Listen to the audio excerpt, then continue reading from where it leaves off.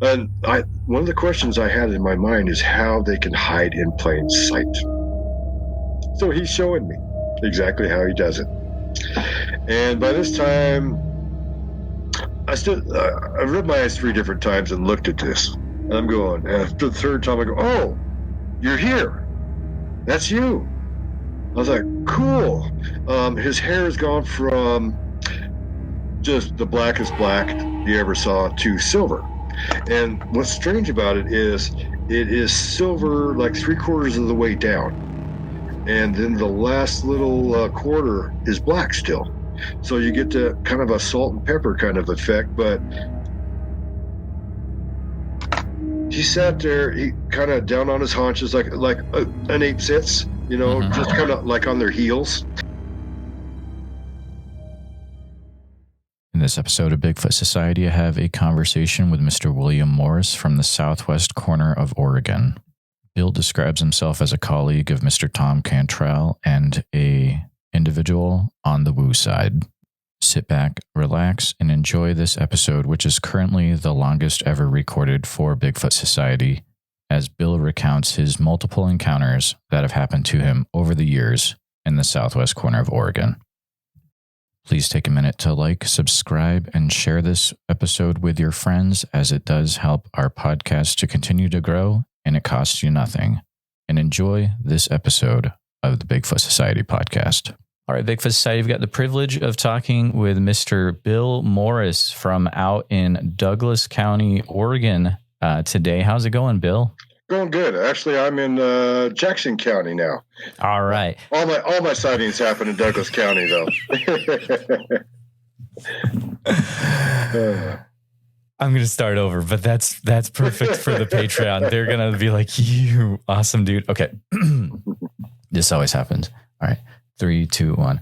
All right, Bigfoot Society, we've got the privilege of talking to Mr. Bill Morris today. He's out there in Oregon, and he's had some crazy encounters with Bigfoot over the year. But how's it going today, Bill? Going great. Hotter than a firecracker outside, but not too bad inside.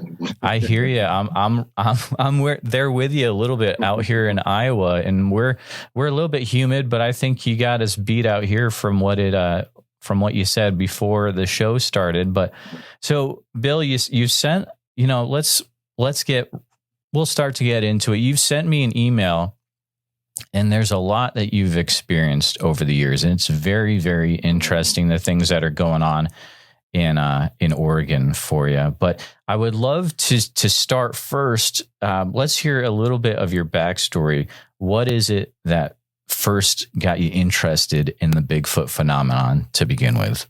Well, as far as interest, I actually wasn't interested to begin with. I didn't really believe in the whole existence of the creature.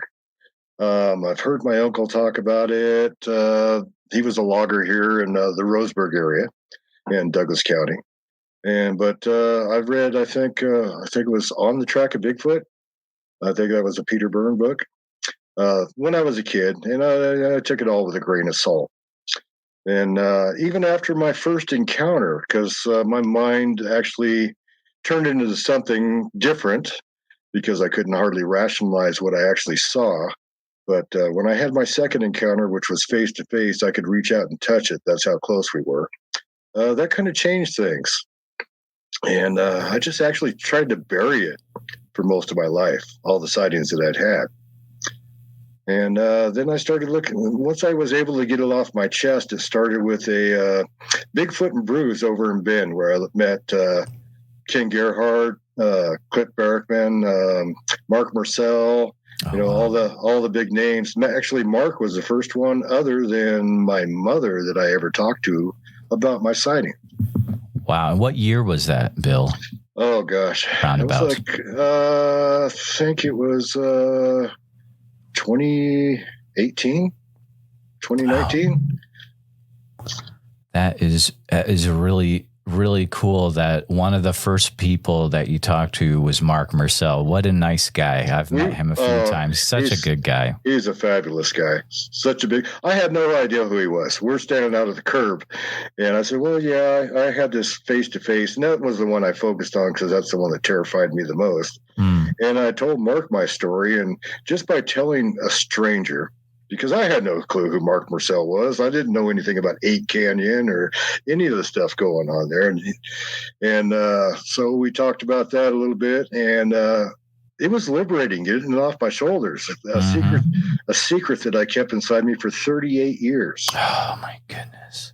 Yeah, and that was hard. Even my mother and I, she experienced 2 of my sightings with me, and or at least experiences. One experience, one sighting. We never really talked about it much. I just buried it. Even my soulmate, who passed away 26 and a half, almost 27 years ago, I don't think I ever told her. Wow. And that's one of my, just been a really deep secret. Bill, talk for a little bit about what it's like. How does it affect you when you've been holding on to something like that for so long and you're finally able to get it out there in the open? What does that do to you as a person? Why is it important for listeners to do that too? Oh, I'm getting chills right now, actually, for even thinking about it. It was just absolutely liberating. It was just so much of a thing off my shoulders, you know, because it was so traumatizing, especially my second encounter when I was face to face. You know, I had no idea. My complete attitude towards the creatures is completely different now. It's 180 degrees. I have no fear of them. And that's probably why I'm able to spend time with them. And, but yeah, just being able to talk about it. And the more I talked about it, and that's part of the reason, you know, it's taken you and I a year kind of to get to this point, is because I'm still was in that process of being able to talk about it. Because, you know, it brings back some of the trauma, and it's just holding that in for so long is just, nobody needs to hold that in. You need to find somebody to talk to. And that was the reason I went over there, was to get this off my mind. And I never planned on being a researcher.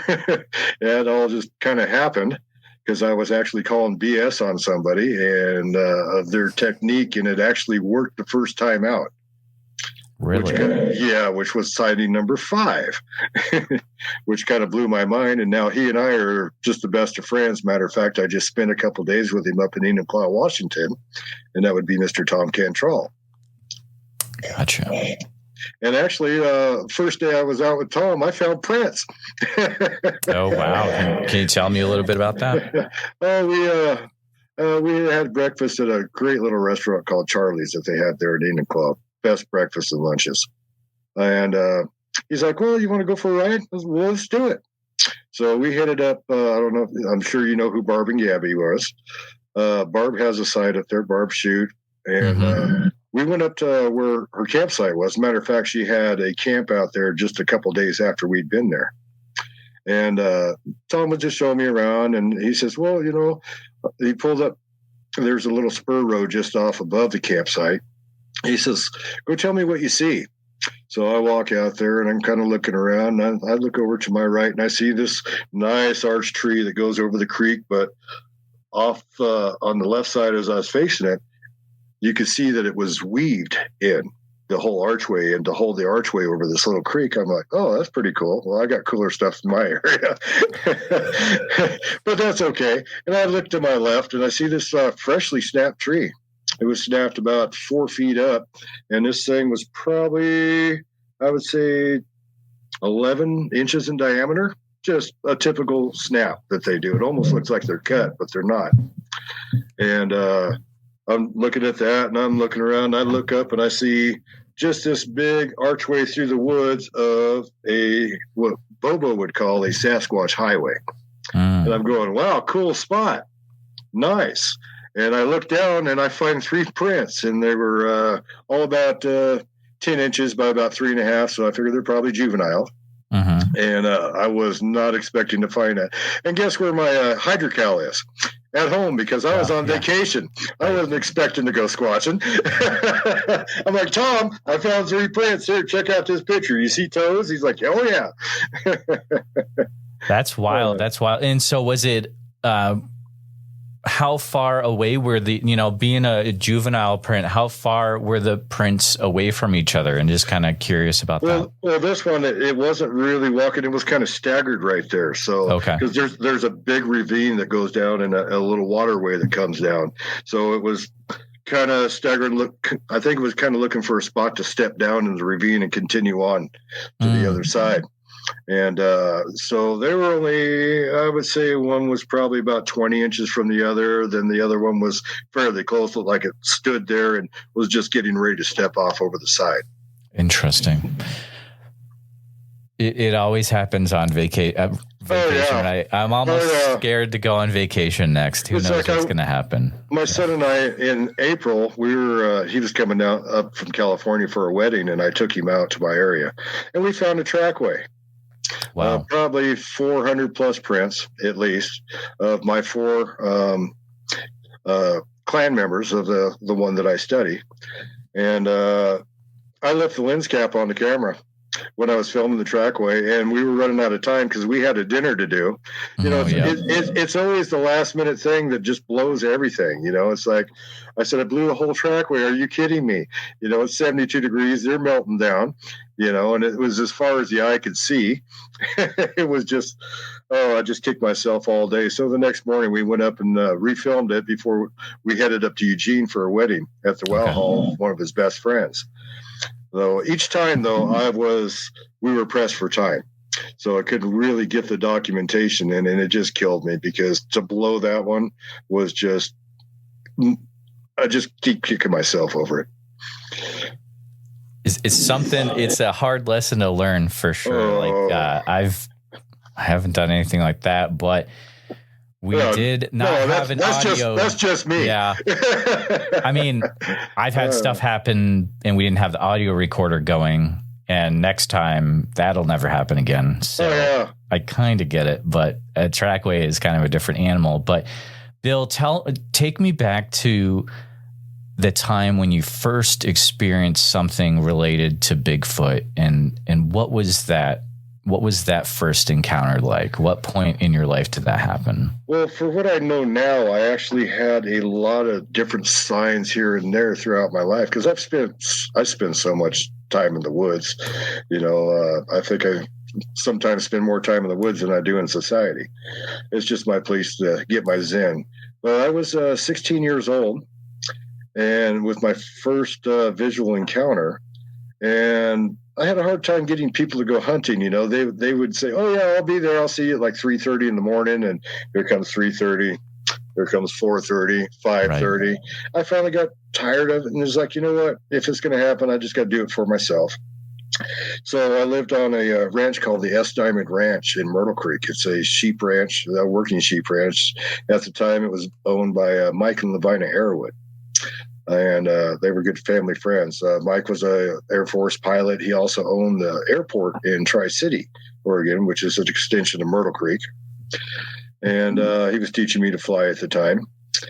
And but right behind the trailer where we live, we were up on a little rise above the roadway, and they had just kind of cut the bank back and leveled things out to put this mobile home in there. And so just off the cut bank, I would climb up that and just go up over the hill because I had permission to hunt.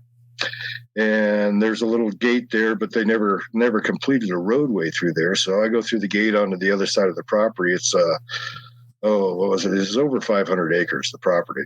So it's basically 3/4 of a square mile. So plenty of room to hunt on. And I got through the gate, which is in the wooded area directly behind my place, and it's only maybe, I would say, 80 yards from the cut bank to where I could hit this little grassy road. The road is installed on the other side, but it was never really completed. It just stopped right there at the gate. And so I come through the gate. I get about, I would say, maybe 20 yards down from the gate, which is clear. I could see it from, if you were on the other side, you could see me at the top. And I saw some movement to my left, and I looked at it, and I'm carrying a old lever action Winchester 44 octagon barrel, just a beautiful piece of equipment. And I'm looking at this thing. I'm going, what the heck am I seeing? It kind of looked like a rabbit. And that's how my mind actually rationalized what I saw. A giant rabbit. Ken Gerhardt will tell you this.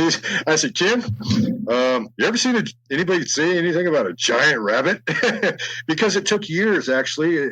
Only that memory just kind of unlocked for me about a year and a half ago, because I had buried it so deeply, that I didn't want to rationalize what I actually saw was a Sasquatch.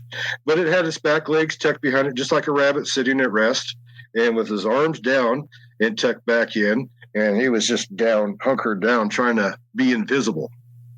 But if it hadn't been for that little movement he made, I would have never seen him. I would have never noticed him, because when we're out hunting, we're looking for the ears. The deer, they always do this because the bugs. They can't help themselves. That's their dead giveaway. So it's real easy to find a deer that's laying down or kind of bedded down. You just look for that ear movement. And but I stared at this thing. It was tricolored, which, I've had rabbits that were actually colored like this. So that's why my mind went to that.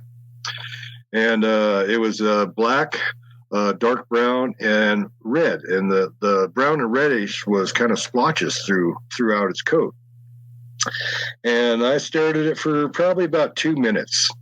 And then it took a dive into the woods, and I never heard a sound.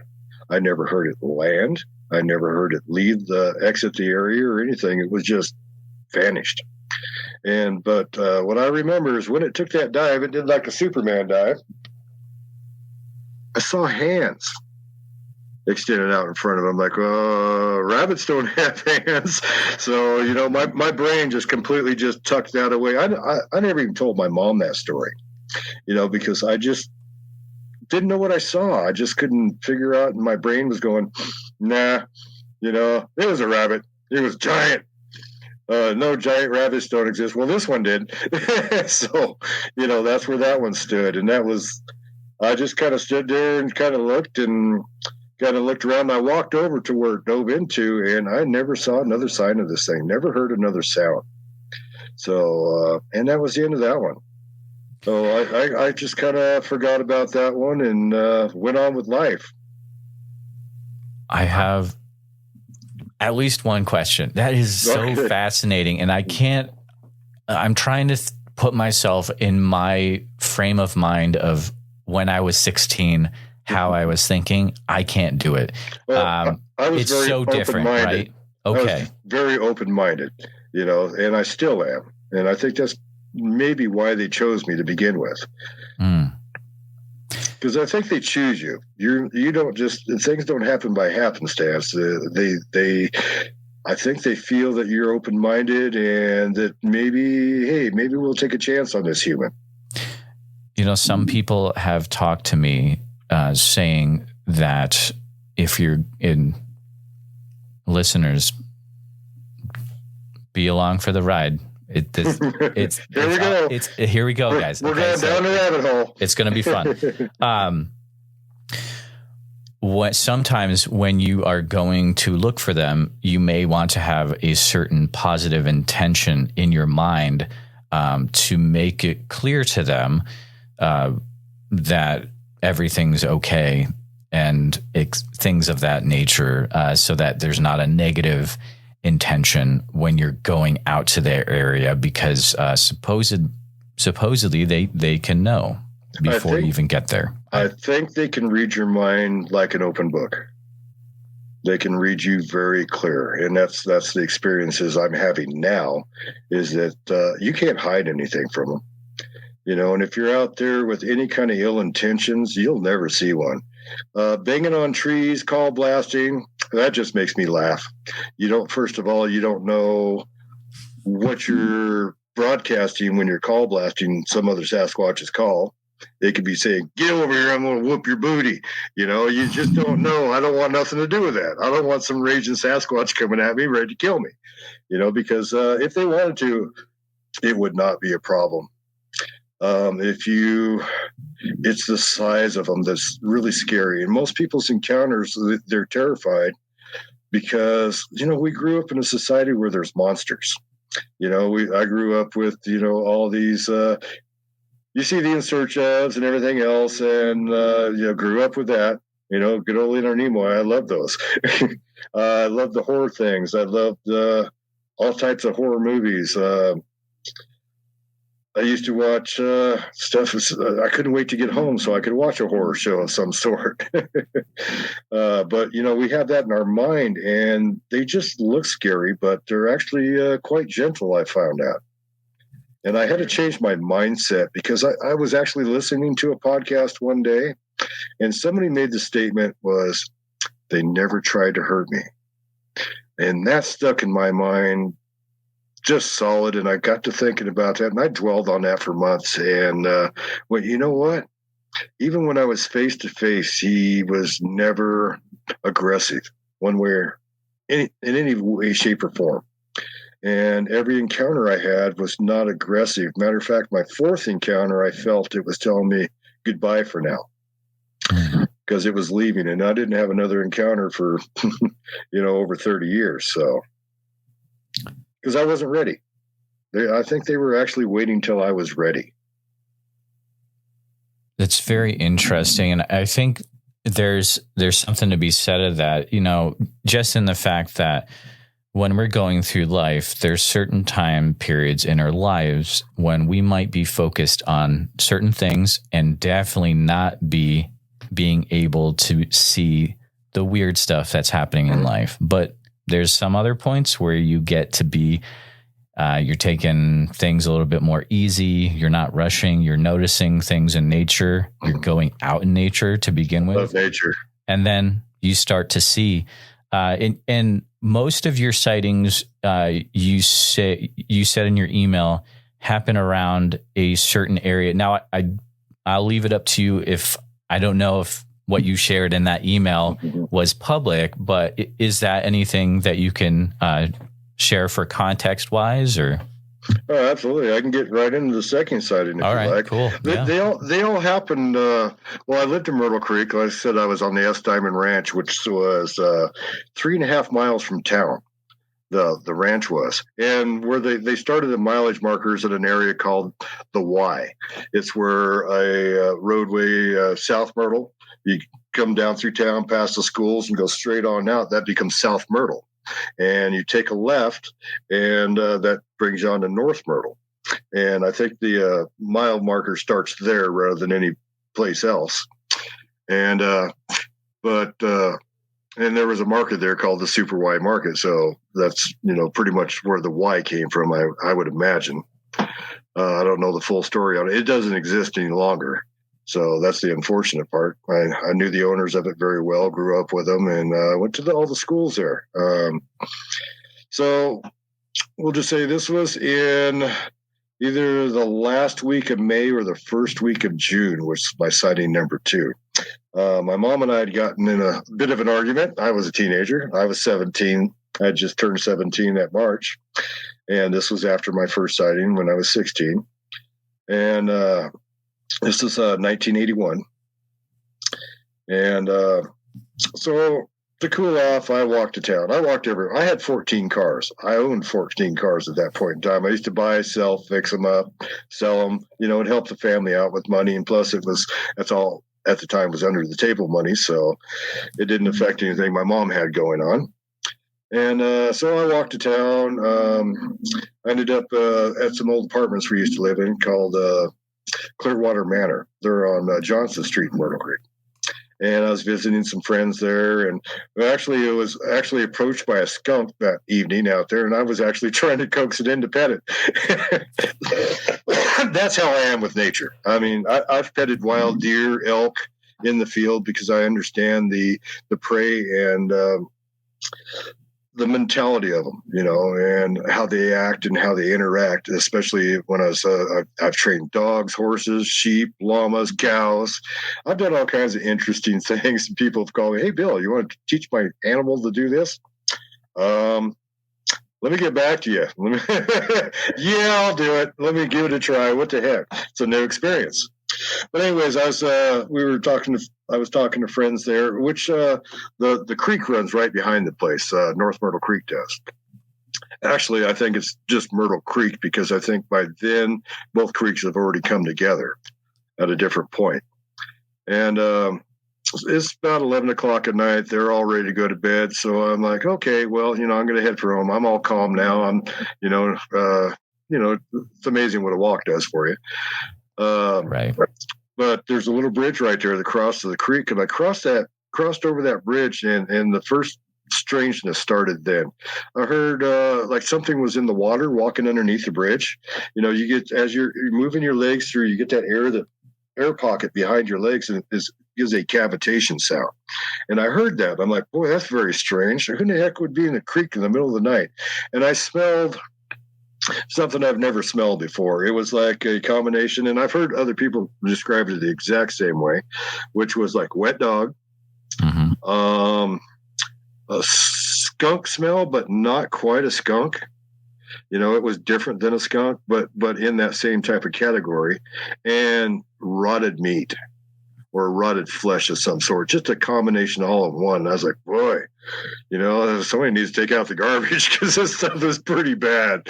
So I'm like, I just kind of shrugged it off and kept walking. I have to go down the street, hang a left, and come back up, and that's where you hit the super wide. But you have to cross the creek on another bridge.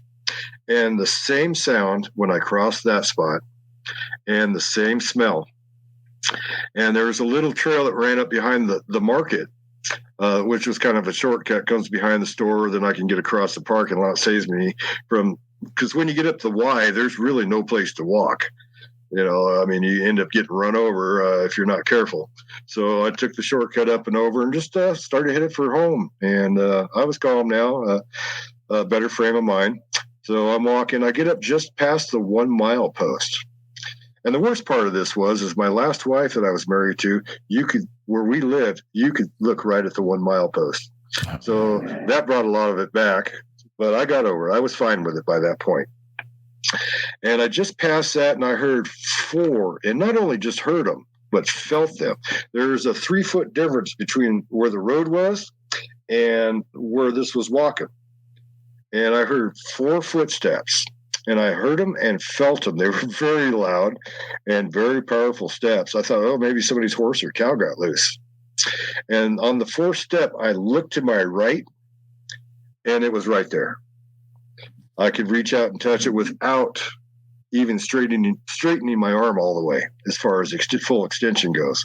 And all I could see is, and this is what I tell people, their eyes are self-illuminating. Matter of fact, we just brought Todd Neese onto our side because somebody else demonstrated to him that in the dark, first of all, that they call Sasquatches out every day. They called them out every day to him for 5 days to prove it to him. Blew his mind. Then the eye glow. Everybody calls it an eye shine, but when there's no light around, and it's completely dark, and they're illuminated in the dark, that would make them self-illuminating. And this Sasquatch eyes were green. And the biggest thing that about stopped my heart, and it hit me like I understood the phrase a bolt of fear, because it was instant. I could not move. But it was, the eyes were, almost twice as wide as mine. And I'm like, what is this thing? And they were glowing green. And it was a really cool color of green too, by the way.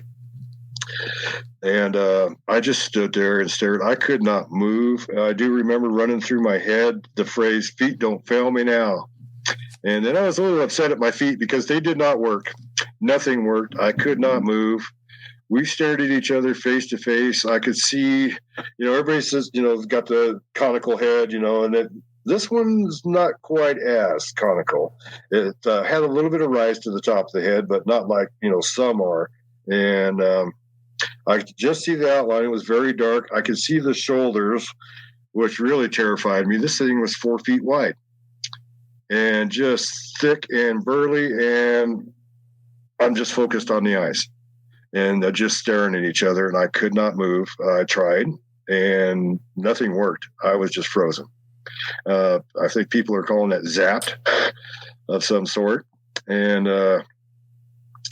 then after about 2 minutes, it just turned and walked away. And it took 3 steps, and I never heard, just like the first one, never heard another sound, not another noise, nothing. I probably stood there for another 2 or 3 minutes because I was just My mind was like, what just happened? That was a Sasquatch, and there was no ifs, ands, or buts about it. They're not supposed to exist. So I'm focused on that spot where it was. I start walking backwards back towards town, and then jogging backwards, then turned, and I probably did that mile. I swear it was in 30 seconds. It was fast. I never run so fast in my life. And I got up to the store there, the Super Y, and put myself dead center. It kind of had a lower brick wall around the thing, and I just felt a little safer there, and I was just cowering like a scared little child. And there was a payphone right there. And I didn't have any change, but we used to click on the receiver part, and that was kind of a signal at home. If you didn't have any money, and you got that call, but there was nothing there, and you heard the clicks, that something's going on. Well, there was only 2 payphones in town. One was downtown, and one was right there. So it was real easy to find me. My mom come flying into town, turned around, and I jumped in the car and said, "Drive now, go!" And she looked at me, and she's like, if anybody asked what I looked like when this happened, she said Bill was white, and she said Bill's not white, because my dad was Native American, so I'm olive complected skin, and I was just white as a sheet. And when we got close to that point, I'm just telling her to where the sighting was. I said, "Floor it." She says, "Well, you gonna tell me what's going on?" I said, "I just saw a Bigfoot." I said, I was so terrified because it was just out of the blue, unexpected. Of course, they're always unexpected. It's not a planned event. And, it took me days to just calm myself after that. Because it just blew my mind. Absolutely blew my mind. I didn't believe in them, even after the sighting I had before. But that was a giant rabbit, remember?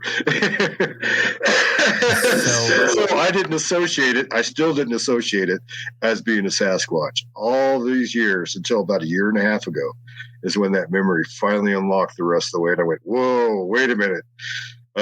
This has been going on before that sighting. So... But yeah, it was it was something else, I'll tell you. So I was going to ask you. So your first sighting was age 16. Then you had a year and a half until this. No, actually, it was only months. Sorry. Yeah, only month. Okay. It started in October 1981, which was the hunting season.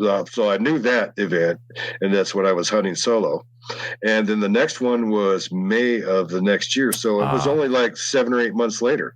Or 9 months, however many months it was. So the second one hits you. And did you experience anything like infrasound when you were that close to that creature the second time? I mean, like, the only thing I could say is I couldn't move. No matter what I tried to do, I could not move. I was absolutely frozen in place. And like I said, I told my feet don't fail me now. I'm like, "Dad, you ain't working, you ain't listening." I wanted them to work so bad, but they wouldn't. I couldn't do anything. I could not move an inch. I was just frozen. I want to point out, so I do have a few younger listeners, and you want to point out that the thing that you said about the payphone. So you got to remember, guys. Yeah, they don't know what payphones are. In the early 80s, we didn't have cell phones on us all the time, and you had this like telephone in the middle of town on a pole, and you had to use quarters to make, or dimes or whatever, to make a phone call. And it was rotary. 2 of those. It was rotary. So. It was rotary too. It was that old. But you like clicking it a few times, and that was your code to your mom. That's pretty cool. Yeah. That's some Stranger Things stuff. Yeah, if you ever seen that show. Yeah, because they could hear that click in the background. So it was like, oh, ding, ding, ding. Okay, I'm needed. So what was cool is there's only 2 in town, so it was pretty easy to find. So smart. You mentioned another thing that it kind of set off a bell in my head. You mentioned your father was Native American. Mm-hmm. Do you think having that relation plays into this at all? Or you said how you're really connected to nature, connected to animals. Have you ever thought of that before? I think it's more of the open-mindedness and me being connected to nature and being very observant when I'm out there. Because I'm kind of and I can tell you at the time when I had my face-to-face with him, I was bodybuilding. I was a big dude. I'm still a big dude. I'm 59 years old, and I'm not a little guy. I'm 6 foot tall. Yeah. At the time when I had this sighting, I had a 54-inch chest, a 32-inch waist, 21-inch arms, 22-inch neck. I was the same dimensions as Arnold Schwarzenegger. I just wasn't cut as well as he was. And this thing, and what I told them this when I was on Pork and Beans, I said, it made me feel like Billy Barty. I know these kids don't know who Billy Barty is. He was a dwarf. God, I think Billy was only like 3'9", somewhere around there. He's a very small man. And that's what this thing made me feel like when I was standing next to it. It was like the Empire State Building versus an apartment building. It was quite a size difference. It made me feel very, very small and very insignificant. But I think mostly it's probably my open-mindedness and my connection to nature. Because I've always been connected to nature, even though you look at me, oh, he's manly man, he's a tough guy. Well, yeah, but you don't know this side of me. And it's not a side that I ever really let people know about.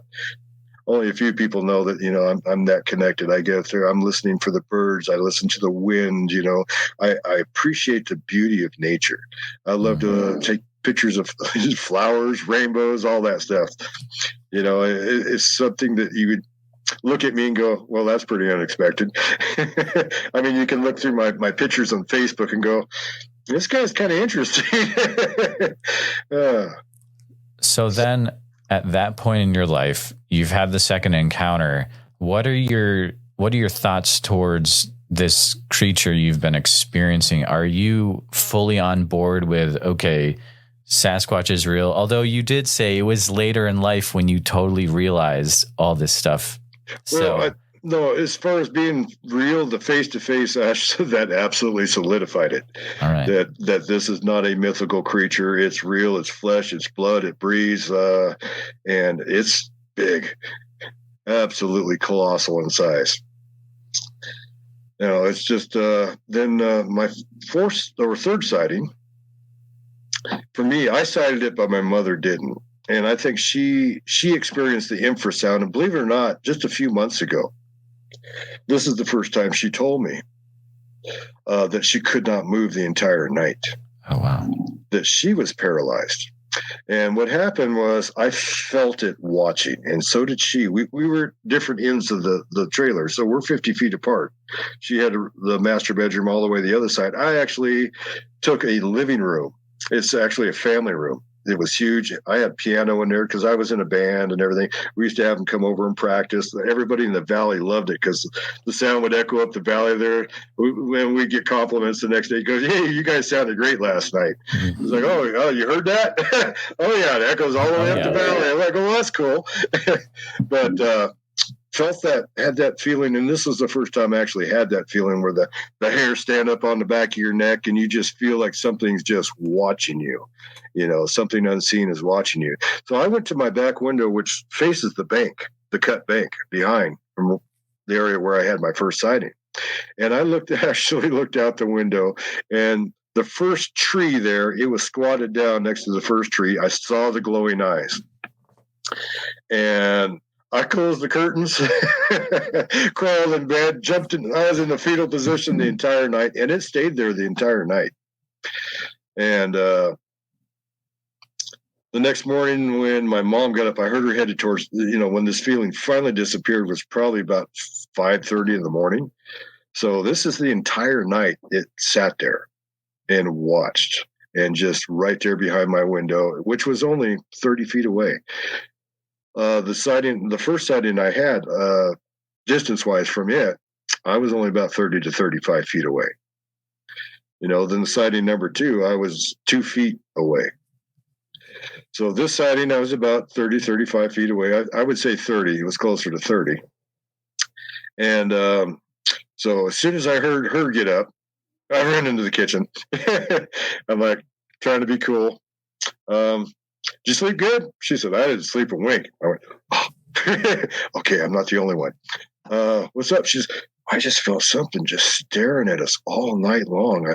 I just couldn't sleep. She says, and I couldn't move, is what she told me just recently. So there comes the infrasound, of being what they call zapped or whatever you want to call it.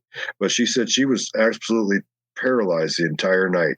And as soon as it went away, that's when she got up and headed for the kitchen, because she didn't have any understanding of it. Then I told her what went on that night. I said, I looked out the window. I saw him back there. I saw those glowing eyes, and I just freaked out, climbed in bed, and just curled up and don't eat us, don't kill us. I mean, I had no idea, that it was a gentle being. It just looked scary, but I was terrified.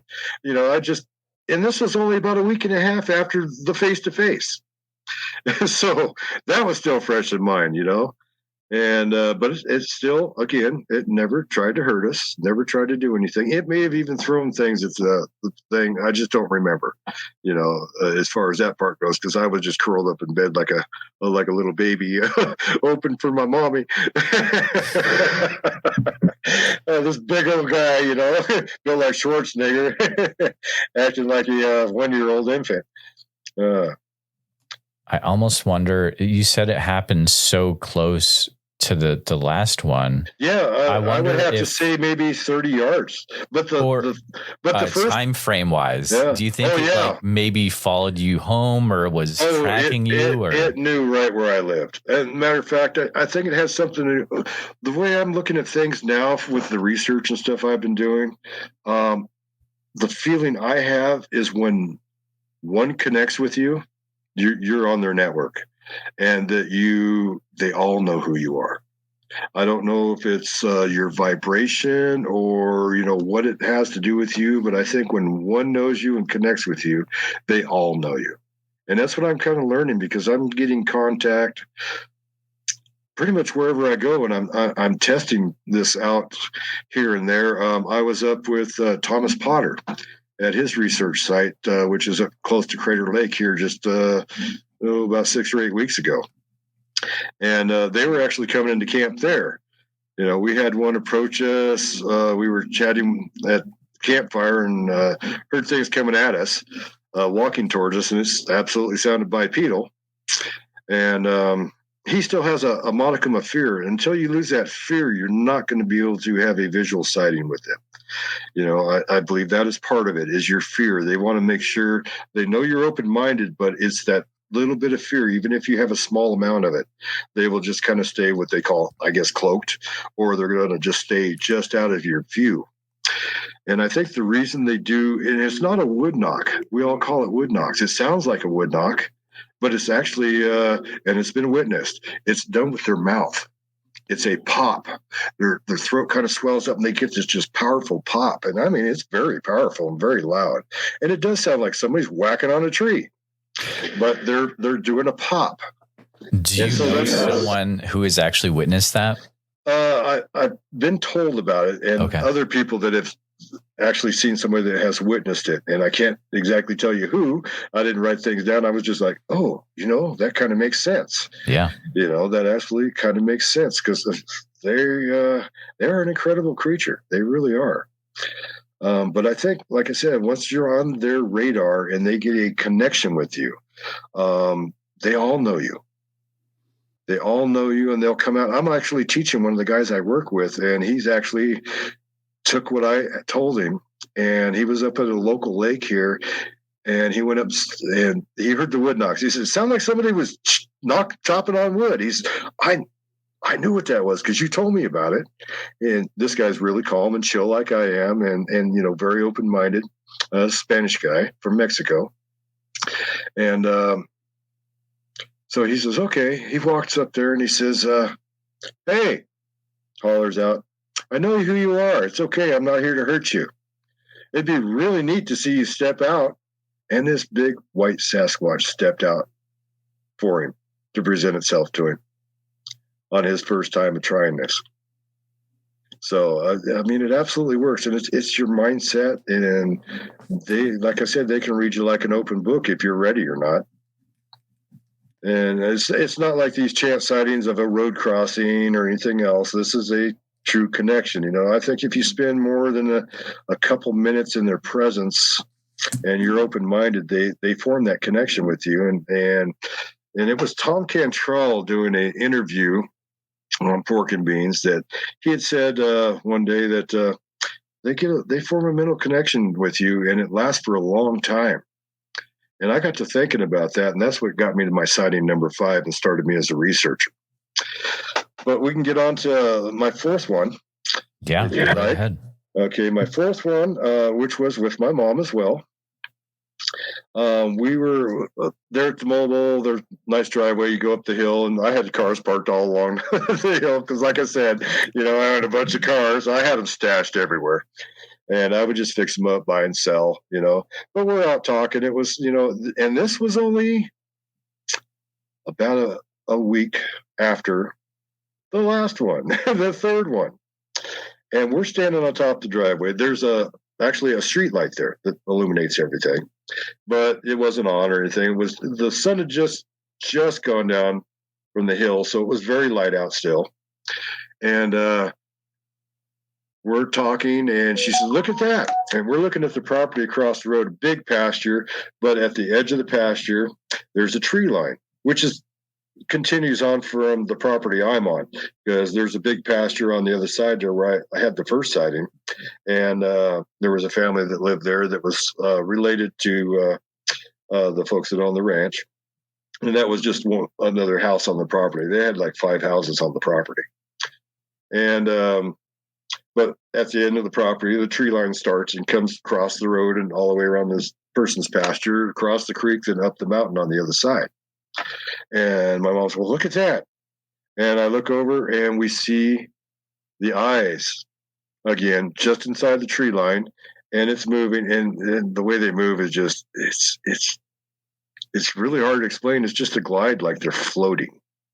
I mean, it's just so perfect that there's no head bob, there's no nothing. And they're walking through stuff that you don't want to walk through, because there's so much deadfall and windfall, through these areas, and because it's not like anybody's going through there clearing everything out. They just usually, at the end of their pastures, they just deal with their pastures and leave the tree lines and stuff alone. And to see this thing gliding, and the eyes are looking directly at us. And I think my mom spotted it first. And this is right at the beginning, right as soon as we could see, something as far as into our field of vision. And we watched it walk through the tree line and just basically glide through the tree line, let's put it that way. And he just kept looking back at us, probably about every 5 or 6 steps. And it was moving, and it's just walking. It's moving faster than I could run.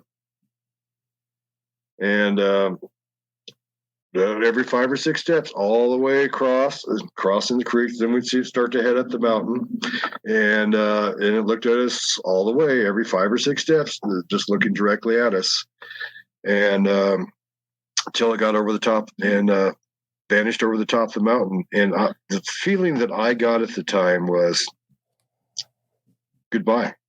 It was telling me goodbye.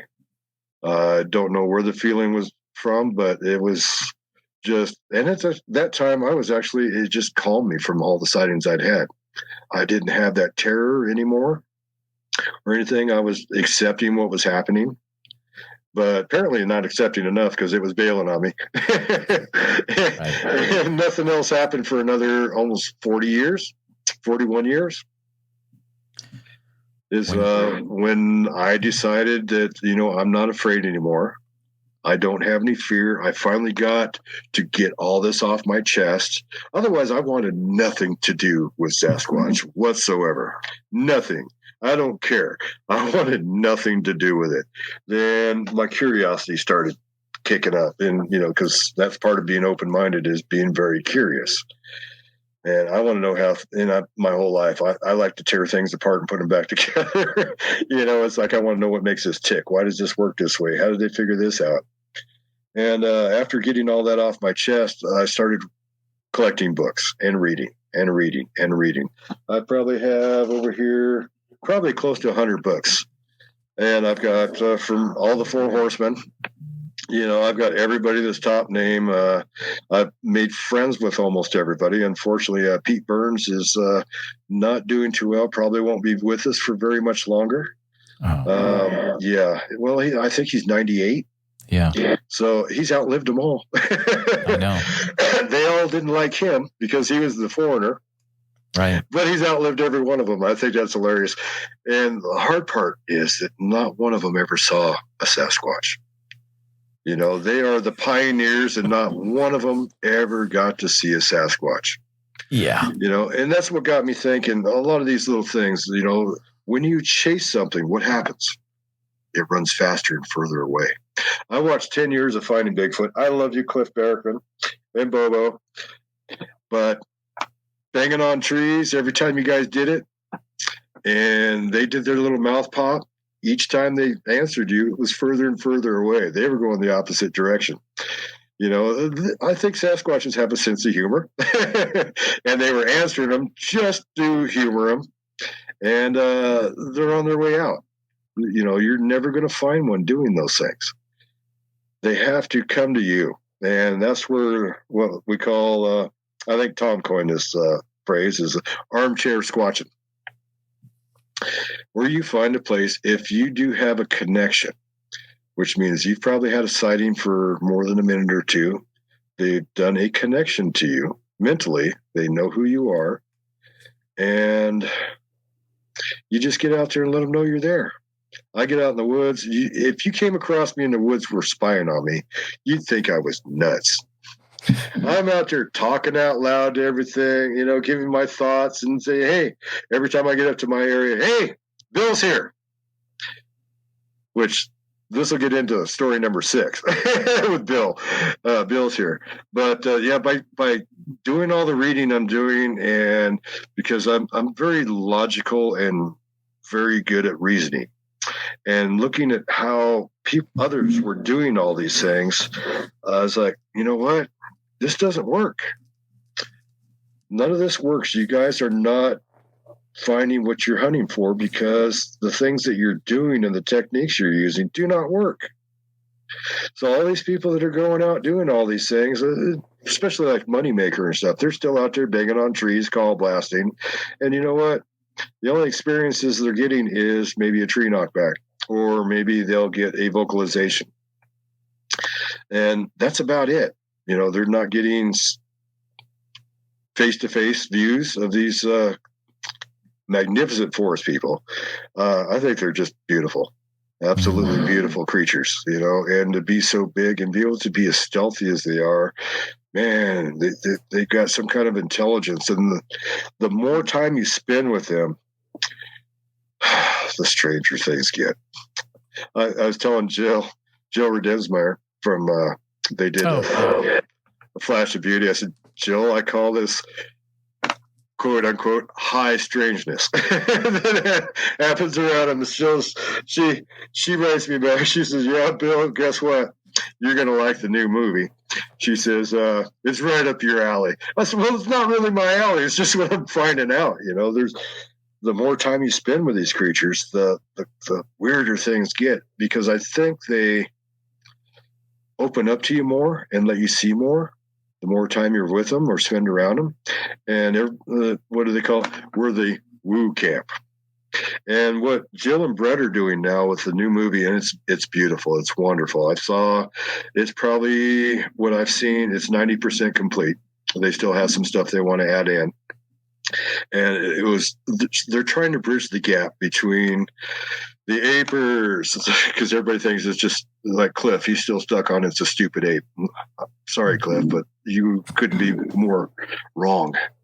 It's not a stupid ape. I think they're more part of us than anything. They look like us. A lot of them do. You're going to get different looks. They're just like us. You've got different looks, different shapes, different body sizes. When it comes to the footprints, look at the Grays Harbor footprints that they're so famed. Oh, sure. It doesn't have the mid-tarsal break. It has a longitudinal break or longitudinal arch. Really look at it. Cliff will come up with a different reason and excuse to try to veer it off to something else. I'm like, no, it's right there. Look at it. there's no mid-tarsal break in that one.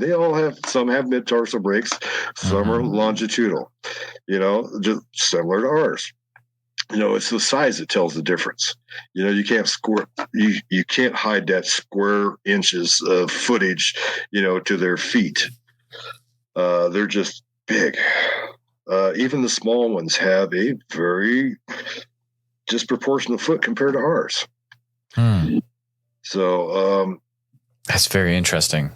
Yeah, I'm going to have to take a closer look at the Grays Harbor footprint for sure. Take a really close look at it and go, man, I really don't see the mid-tarsal here. We'll see, this looks more like a human foot, but it's huge. It's a beautiful print. Beautiful print. Before we get too far away from a part of the conversation we just had, so you're saying that when you go to an area, you have to verbally say out loud, like, hey, Bill's here or something like that. And that's how you're going to get that face-to-face connection, potentially. Not necessarily. They know you're coming. They know your thoughts before you even leave your home. If you are connected to them, I'm constantly connected to them. I don't know how it works. Don't ask me. I just go with it. And that's what Tom has taught me. He's like, I've called him several times, Tom, I'm really questioning my sanity. Some of the craziest things are happening around me. And he's like, just go with it. It's okay. It's okay. Just go with it. Weird things are going to happen. Just go with it. You'll understand it some other time. Just go with it. I'm like, okay, you're really sure I'm not going nuts? And I'm sure most of us feel that way with some of the strangeness that we see, especially people that are seeing them cloak. Barb Shoot actually got it on film, and there's been a couple people that actually got it on film, and it's kind of like a predator effect, and very, very interesting. And now it was in the Flash of Beauty. This will be in the new one, the paranormal, and it's actual video footage of a cloaked Sasquatch. Really? Yes, it's the coolest thing you ever saw. And they're making, like I said, they're trying to bridge the camps together and go, hey, they are a flesh and blood being, but they also have other things. And I think it's just things that we actually used to have at one point in time before we domesticated ourselves and started changing our environment to suit ourselves. They took it a whole different level and changed themselves to suit the environment. Very, very interesting. I think there's something definitely that was said there. It's like, as we become more and more civilized and we latch on to technology, and in the future that'll become even more so, and maybe it becomes part of us.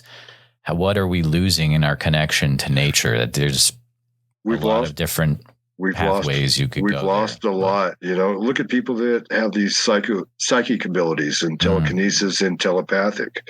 I've experienced in my life being telepathic and being able to read the minds of people close to me, and it still happens to me. Even though my ex and I, we still live in the same house, but we're not together anymore and haven't been for a year and a half. But I will think of something that I'm hungry for. I'll come home and that's what she's made for dinner. And it happens more often than not. Wow. Because we have a connection. We're close together. We've been, close together for over 12 years. So you develop a mental connection. And just like people dreaming in the same bed together, science is actually coming up with where they are actually mentally connected and in the same state. And science has really proven a lot of things. And that's another thing that they're trying to bridge the gap on, is show the science of things. Even Todd Nace is looking at the eye glow and how they do it. There is actual scientific precedent for it. For some other animals that are able to do that, especially deep sea creatures, how they're able to illuminate in that dark water. Bioluminescence, there's another avenue of showing, that things can light up on their own. It's all in your chemistry. And as far as telepathic, I had a lot of abilities growing up that I suppressed because I didn't want nothing to have to do with it. Scared me. I wasn't able to handle it. I think Sasquatch figured out the same thing. He ain't ready yet. And but some of that's starting to come back for me now, and I think they're kind of opening up some of that in me. It's become not from wanting to prove anything, prove their existence, because I already know they're there. I know it's flesh and blood. I've been face to face. I've been within 2 times within 35 feet. 35 feet or less. 2 feet or less. My last one, they allowed me to get within 10 feet, and then the one I would say that we walked through the tree line up the mountain the other side was within a quarter mile or less. So I've had a lot of close contact. And most of my stuff has been daylight. Everybody goes out at nighttime. I'm like, why? You can see a lot better in the daytime. Interesting. So I don't go out at night. I do camp out in the areas sometimes, which I may do here in the next couple of days. And I'm going to try to do more and more of that. All my camping gear, I figure, well, it's in the van. It's going to stay in the van. And, when I get the inkling to do it, I will just spend the night out there. And I have. And I haven't had any nighttime activity with them. All mine's been in the daytime.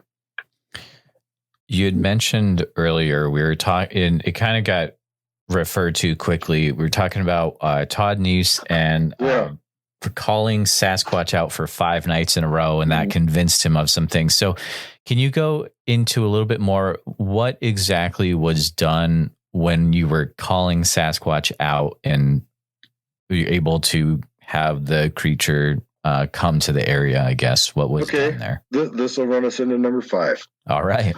Okay, well, I watched a podcast, and I think it was in like February of 2021 that Tom Cantrell was on. Tom said one thing, and that's where it got me into the connection thing, because a lot of people think Tom's full of hooey, he's just nuts, and but you know what? I can lend credence to the experiences he had, because I've tested it. I was actually calling him out on it is what I was going to do. He had made the statement of being connected to them. He says, once you form a connection with them, you're pretty much connected for a very long time, if not for life. And I thought about that, and I thought hard about it, just like I did with, they never tried to harm me. I'm OCD, so when I stick on something, my mind plays it and plays it and plays it and plays it. Songs, all that stuff, it just runs over my head and just continues. I'm like, stop! I wish I had a switch here to turn things off, Right. So I could get some rest, because I don't rest much, to tell you the truth. But I was like, okay. Everybody's like, Tom's full of crap and everything, but I'm like, I don't think so. I mean, I'm looking at the things that he's put and the things that he's written and going, you know what? It makes more sense to me because like I said, I've trained a lot of animals and understanding the mindset of both prey and predator. So I really, really kind of analyzed the things that he had written and Arla Williams had written. And I think Arla taught Tom a lot as well. And but he made that statement that they're connected to you. So I'm like, oh, okay. At the time, I was a caregiver. I was worked as a medical aide and a caregiver for 14 years. So in the medical industry, until the shot came around, it's like nobody's forcing me to do anything against my will. So thank you, Governor. She fired me. I worked up to my last day until she said everybody's fired at that point. Good old Kate Brown at the time, which, there should be able to be some lawsuits over that. Because an executive order is not a law. That was a whole different, that was a crazy time, wasn't it? Yeah. It is a hard suggestion. We'll just call it that way. So I decided, okay, 7 days, I am going to focus on the sightings I had, especially face to face, And the one I was face to face with, because he seemed to be the one that was really trying to connect with me the most. Because the first sighting I had, I've never seen that Sasquatch again. The rest of them were this alpha male. And now I call him Silver. He is black as a shadow could be. I mean, just like a void, a hole. That's how black they are. Or at least he is. And so I focused on him. I focused on the sightings that I had. Then I focused on where I wanted to meet them. The place where I go up there, and that's where my research area is, I've been going there for over 40 years. I've hunted every inch of that mountain. I know every deer trail, everything. I know where every mushroom is. I know where every medicinal plant is on that mountain. I know the trees personally. I've probably given a couple of them a name. I go up there shooting. I used to take friends up there shooting all the time, camping. I have a camp spot up there that is just absolutely drop dead gorgeous. It's surrounded. It's with the old growth timber. And it's just this nice little open prairie spot. And the only way you can find it is to know where it is, because you drive right past it and go, oh, that's a cool spot there. That'd make a great camp. There's actually a road that goes to it. It just dives up, but you have to dive off the bank and you hit the road. You have to know where it's at or you're not going there. And so I spent every waking moment of that week picturing my sightings, that one particular Sasquatch, and letting him know I want to meet you, just to try to prove, or disprove actually, the mental connection. And I was like, yeah, I'm going to call BS on you. Let's find out. So I'm going to experiment with this. Well, in the meantime, towards the end of that week, Kip Morrell and Miriam were over in Brookings. And can I clarify something? Go ahead. This is just was it Kip Morrell? Same guy? Okay. Sorry. Pronunciation. All right. Just double checking. Okay. Well, yeah. Well, him and I have had this thing over the past year where I was like, he's the elusive Kip creature. And, I've seen more Sasquatches, and I've seen 8 Sasquatches and 0 Kip. That's funny. I've done this thing on his Facebook for close to a year. We finally got to meet at Beachfoot. It was just hilarious. He's a fun guy. Just like the day before Beachfoot, I'd put up my algorithms are have to be correct. My hands are itchy. You know what that means? That means jackpot. I'm going to run into this creature. So I put all these things up on his thing. That's funny. Finally met, and we're peeking around corners, going, oh. I think I spotted him. There you go. Sorry to distract you, but I just had to make sure it's the right guy I was thinking of. Oh, yes, he's funny. But anyways, I was going to go over there and actually meet him instead of go squatching. And he's like, well, Bill, I'll catch up with you in the summer when I'm over there, because he's got some things he does at the airport here for his fire training and stuff. And even though he's retired, he still does this thing every summer with the crew over here. And I was like, well, okay, I guess I'll go squatching. I'll go give this a try. So it's actually because he kept turning me down, because he had company coming and had plans for the day, that I actually had my sighting. Thanks, Kip. Wow. I think I told Kip this. I'm not sure if I did. But if he's watching, he knows now. But I put all this into action. And this is the first time I ever, and I didn't even know about what they call mind speak, which is just telepathy. It's nothing more, nothing less. It's just a telepathic way of communication. And on my way out there, I was getting ready to turn onto the highway, which makes it about another 15, 16 miles to where I was headed. And I hear this in my head: we're not going to meet you where you wanted to meet. I'm driving. I'm going, what was that? I'm like, okay, Bill, go with it. So I just kind of dismissed what popped into my head. I'm like, that was very strange. Okay. Because I've been able to hear other people's thoughts, but I've never had them implanted into me like that. So that was a bit of strangeness. And that's when I started seeking out things about mind speak. And Robin McCrae and her had chatted about it and stuff. And I was like, and also Greg Roberts from right here in Medford. He's our weather guy. He owns rogueweather.com, and he's also a researcher. And he's experienced things in the same manner I have. And the way things have been put into our minds. Sometimes it's a sentence, sometimes it's a paragraph, sometimes it's a spoken word, sometimes it's a thought or feeling. And it's just a very strange thing, and we just learn to kind of go with it. So I'm on my way up there. I make my turn. I'm headed up the main highway, and I get to my turn off, and there's a guy parked there. And I'm like, well, are you lost? He's like, no. He says, I'm up from California. I just moved here recently. And so we had a big conversation there. He was looking for a place to ride his quads. And I said, well, yeah, you got a cool area. Just please stay on the road. Don't go off-road trashing, the environment here and everything. Right. I said, there's old logging roads, but you can go up them, but, don't be during burnouts and cookies and spinning your tires on them, but they are hard pan because they are gravels, it's just they're overgrown. And they make great highways there.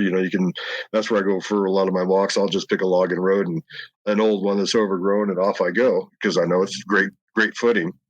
And it doesn't matter where you are up there if the footing is great anyway. It's a decomposed granite. So as far as getting a footprint, good luck. It's almost impossible up there. That's why I got so excited about the snow track that I screwed up. But I talked to him, and I decided, okay, I'm going to drive on up. And there's this area I call the Triangle Marsh. And I made it past that, and then I hit a 3-foot bank of snow on the roadway. And if there's 3 feet at this point, it's probably, I would say, about 4,100 foot level, maybe 4,200 feet right there.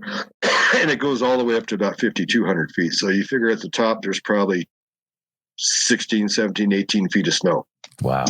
So I wasn't going any further.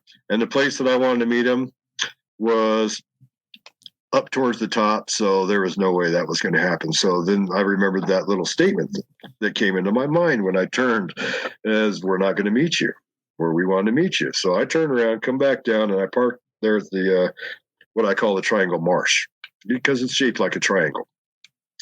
And by then, the other gentleman that I'd been talking to showed up there, and so we talked. I said, you're not going to go any further. I said, there's a wall of snow, and you're not getting past it, especially he had some little car. And so we chatted for another half an hour. Really nice guy. Really enjoyed our conversations. And then some guy, while we were standing there talking, come up in this big old 4-wheel drive pickup, just flying by us. I'm like, we're both laughing. Well, you ain't going to make it very far. It wasn't 2 minutes. He's coming back down. He was out of there.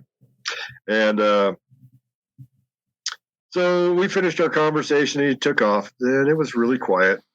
And I was going to try one of Tom's methods of armchair squatching. So I had brought the book that I'm in, which is Sasquatch Face to Face by Tom Cantrell. We all wrote our own stories that are in there. So plus he put some of his own stories in there. And so I figured, well, that was a good time for me to finish reading. I went down into the woods to where I could get a nice view of the marsh area there and everything, because the snow had beaten everything down. Normally there's cattails and marsh grasses and milkweed, milk thistle that's 5 feet tall through there, and you can't hardly see down through there. And matter of fact, I think I sent you a photo of one of it looks like a teepee type structure that has an opening in it. I think I sent you one of those pictures. That is right there at the Triangle Marsh. Okay. And that is on from where my view was, because I'm at the point of it, at the tip of the triangle, and it goes up and crosses here. There's like some bushes here, a bush here, and then there's that little teepee, and that is a old apple tree that had all the branches snapped out all the way around this thing to form this what looks like some type of shelter or a blind. And so I actually find a spot where there's a tree root that comes out and sits across like this, about yay high off the ground, and nice little bench, perfect spot to sit. So I actually brought a lunch too with me. And Tom's like, "Oh, bring a lunch, bring a book, sit back, kick back, and read." I'm like, "Okay, well, okay, good spot to test your theory." And so I sat down, and I cracked the book open, and I thought, okay, about the connection. All right, if you're here, give me a tree knock. It wasn't half a second later after I thought of that. Are you serious? I am absolutely serious. And it came from the southwest area, and it sounded like it was probably a quarter mile away. Wow. I'm like, oh, maybe that could have been an anomaly. I don't know. So I was like, okay, that was interesting. And that's me. Everything that I film and stuff, I don't say that it was made by a Sasquatch or structures or anything because I didn't see him make it. I always put in a little video that I'll make for myself and say, well, that's interesting. What do you think? Is there a Boy Scout troop out here in the woods running around building all this stuff? If they're doing it, they're traveling all over the planet because these structures are everywhere and they're all the same type of structures. Right. I've got so many. I just sent you just a little bit. So I thought, well, okay, that's interesting. Well, maybe there is something to this. And maybe I am mentally connected to this guy. And so I'm reading and everything. And I about 5 minutes later, I look over to my left and I'm going, what is that? I stood up and I'm looking. I rubbed my eyes, and I've absolutely rubbed my eyes trying to focus because when I wear my glasses and take them off, it takes me a second to refocus because these are just readers. And I've rubbed my eyes and I look over going, now that wasn't there before. There's a new bush over there. And one of the questions I had in my mind is how they can hide in plain sight. So he's showing me exactly how he does it. And by this time, I rubbed my eyes 3 different times and looked at this. And I'm going, after the third time, I go, oh, you're here. That's you. I was like, cool. His hair has gone from just the blackest black you ever saw to silver. And what's strange about it is silver like 3/4 of the way down. And then the last little quarter is black still. So you get to kind of a salt and pepper kind of effect. But he sat there, he kind of down on his haunches like an ape sits, just kind of like on their heels. And he had his knuckles to the ground in front of him. So he just looked like this bush is all I could describe. I would think it was just kind of a bush sitting there. And he kept his head down, so I didn't see his eyes. And just 45 minutes stayed that way. Did not move a single hair. I went, that's how you do it. I said, I could have walked by you. I could have walked 3 feet from you and not knew you were there. Because it's, as you say, as I tell you, when we're hunting or anything or looking for something, we're looking for movement. And he did not move one single hair in 45 minutes that we had our company. I'm like, that's cool. I see you there, and Tom told me, ignore him. And I've heard that from a couple of people, say, just ignore them. The more you ignore them, the more curious they are and the longer they'll stay. I'm like, okay, well, I'm going to try all this. And I said, well, so far Tom's stuff is working because there he is, he's here. And so it's about 10 minutes later, maybe 15. I'm sitting there reading through the book, and every once in a while, I just look out, make sure he's still there. And I'm reading, so I'm sure he's hearing what I'm reading in my mind because I read it out loud in my mind, as I think most people do. Mm-hmm. And so I'm reading about Sasquatches and people being terrified. I thought about that afterwards, going, you know what? That might not have been the best book to take. Because he's probably over there laughing in his own mind about the whole thing. Going, yeah, stupid humans. But I heard 3, I'm still calling them tree knocks, but the pops that were so fast, it was like machine gun. And that was directly to my west. And this is, first, let me get to this first. I missed this part. As before he appeared, I heard a whistle. And I heard the whistle coming from the direction he was at, one to the direct west, and one to the north of me, behind me, up on the hillside. And that got me thinking, I'm surrounded. There's at least 3 of them here. And this is kind of a tactical thing when they whistle like that to tell each other, okay, are you in position? And what I'm finding more and more and learning from other people is they do things in kind of a militaristic manner. They're very, very good at it and very tactical. And the direction they left me to exit from where the 3 of them were was directly back to my vehicle. They left that open, because you hear people being escorted out. And I think that's what they do, is that you're actually surrounded. If there's one there, trust me, there's more than one. And they're escorting you back towards your vehicle. That's the spot they leave open, is the direction they want you to go. Everything else they kind of have blocked and they have it covered. But I heard those 3 whistles just before I saw him and he appeared. And I'm like, okay, there's 3 of you here. That's interesting. Because that's not a bird of any kind of sound I've ever heard in these woods, and I've been in these woods all my life. I spend every spare moment I can in the woods because I get my calm there. I go there to relax, and I love nature. So I've got every type of plant in that area. Matter of fact, I just discovered I've got a huge patch of blueberry and wild huckleberries, which I'm going to keep my eye on because I'm going to be foraging ahead. I'm making some huckleberry jam and some huckleberry pie. And I'll can some of that up. Pops. And I'm like, that was like just inside the tree line, but I couldn't see nothing. It was close enough that I should have been able to see it in my vision. Because I can see right in there through the trees a little bit. I mean, there's some brush and stuff, and it's a marshy area. Even that's marshy. There's a lot of dead windfalls running through there, and I'm like, how can something go through there and not make a sound, or even a print for that matter? I went through there afterwards. The only prints I found, which I found in the juvenile, I now call him JJ. And he's the one that made the 3 fast pops. It sounded like a dang machine gun going off. It was so fast. I was like, whoa, that's pretty cool. And next thing I know, I look to my left, and he's standing next to the alpha male. And the alpha male was still taller, even squatted down, than the juvenile. But the juvenile, that was JJ, and he was doing the typical rock. And somebody explained this, why they do that.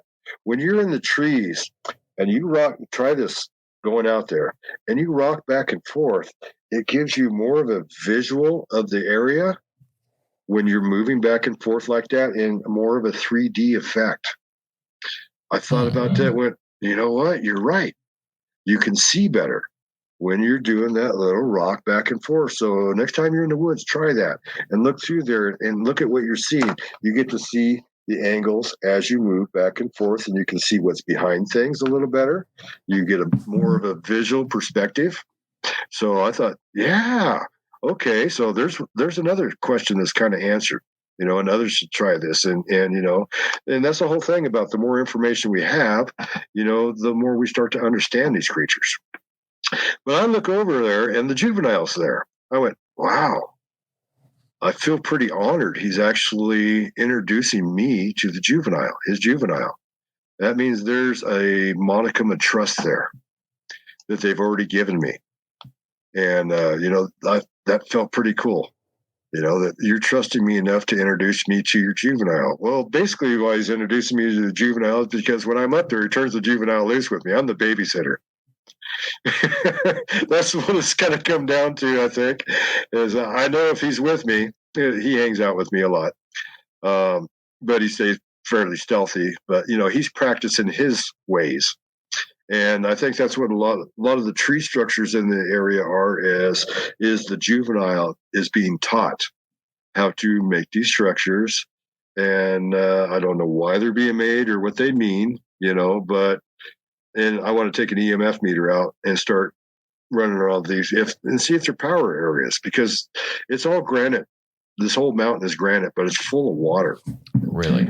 There is water. I don't care. We've been in a 7-year drought, and the water still flows up there. You can go all the way to the top of the mountain, dig down a foot, even at the worst drought, which we've had, and still hit water. It's hard to explain why this mountain is so full of water, but it's amazing. And there's a pond, set up as a pond, but it's a spring, and it's a double spring, and it flows year round. And they go right down to it. Somebody, I think the Forest Service has stuck a hose in. They use it for a water sup for emergency, also for fires. And I think they actually drink out of the PVC pipe that was stuck down into this one spring spot that really gets the flow. And then, because I find their prints there, the impressions of where they've been there, and it's right at the edge where the water comes out of the pipe. So I think they kind of pick up the pipe and get an easy drink, instead of using their hands or anything else. But back at the sighting that I was having on number 5, which answered a lot of the questions. It answered my question on how do they hide in plain sight. Mm-hmm. That showed me right there exactly how he does it. And I understand it, because a lot of people will see a tree stump and go, then it stood up.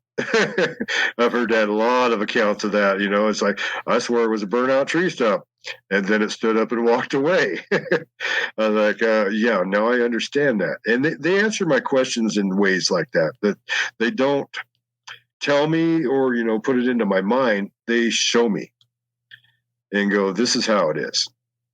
And so that sighting lasted for 45 minutes.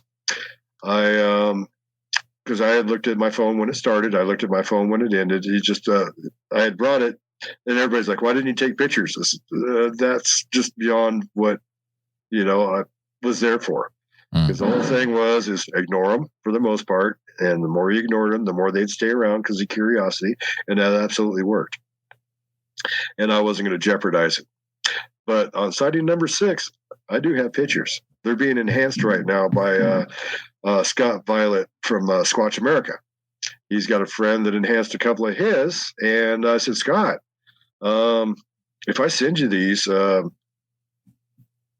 think your friend would enhance those for me? So I'm just waiting for those to come back, because, well, I'll let you know when I get to that one, and we'll get to the specifics on that one. But after they left, I went up and I was like, well, there's got to be a track somewhere. There was a patch of snow just probably, I would say 30 yards up from where I heard the rapid pop. When the juvenile came in, I said, well, he came from that neighborhood. So I'm betting he used the roadway to get there, or at least part of the way. I found 3 of his tracks. I have pictures of one.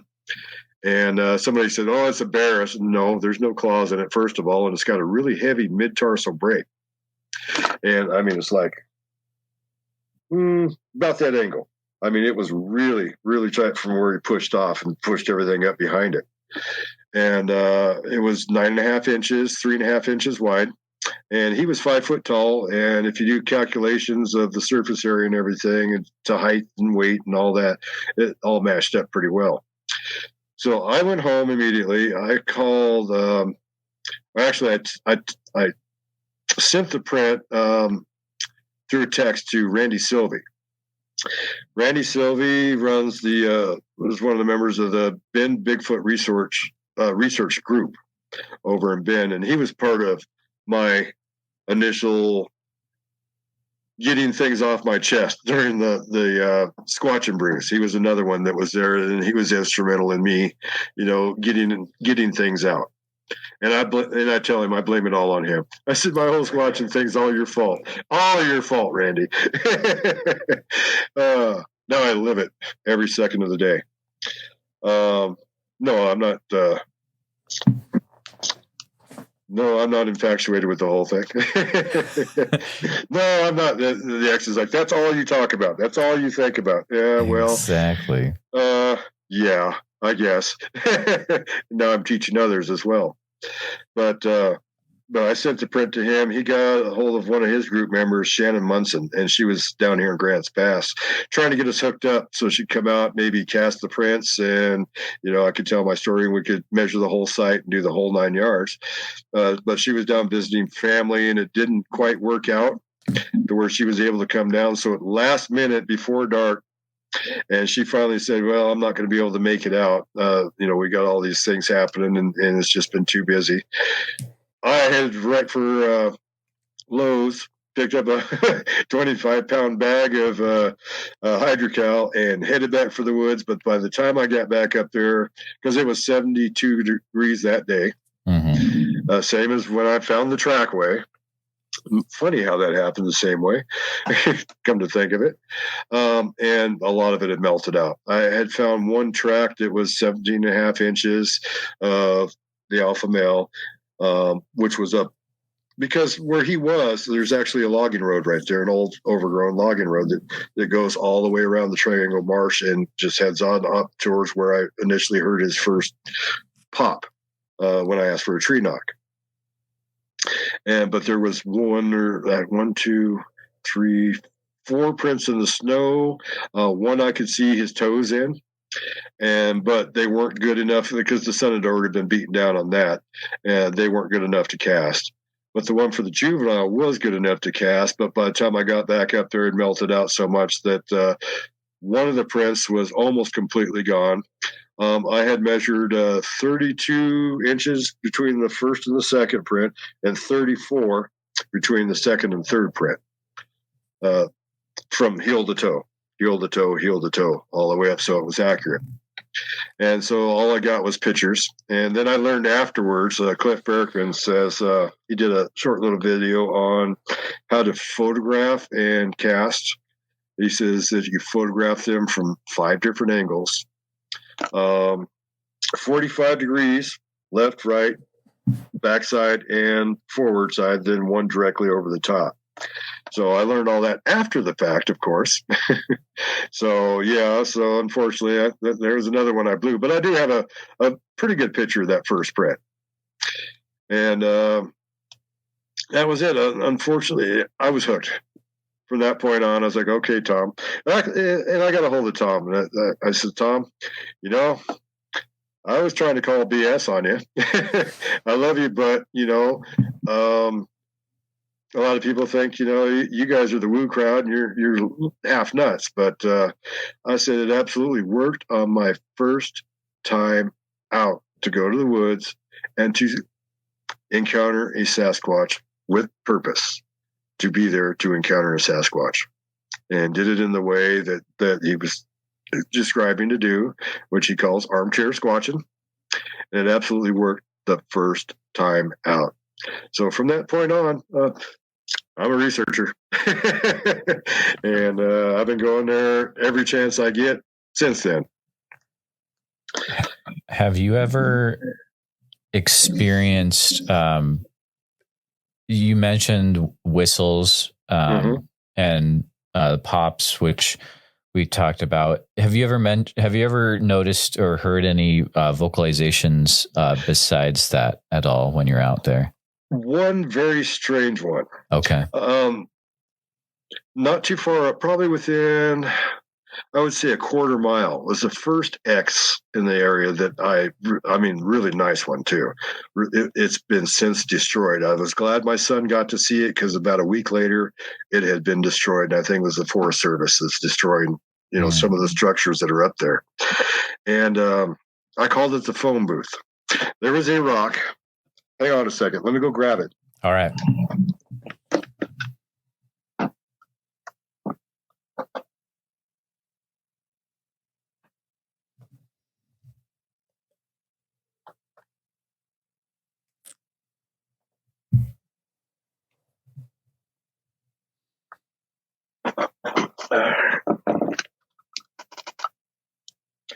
All right. Now, under this rather large X, these logs were probably, I would say one was about 10 inches and the other one was probably 12 inches in diameter.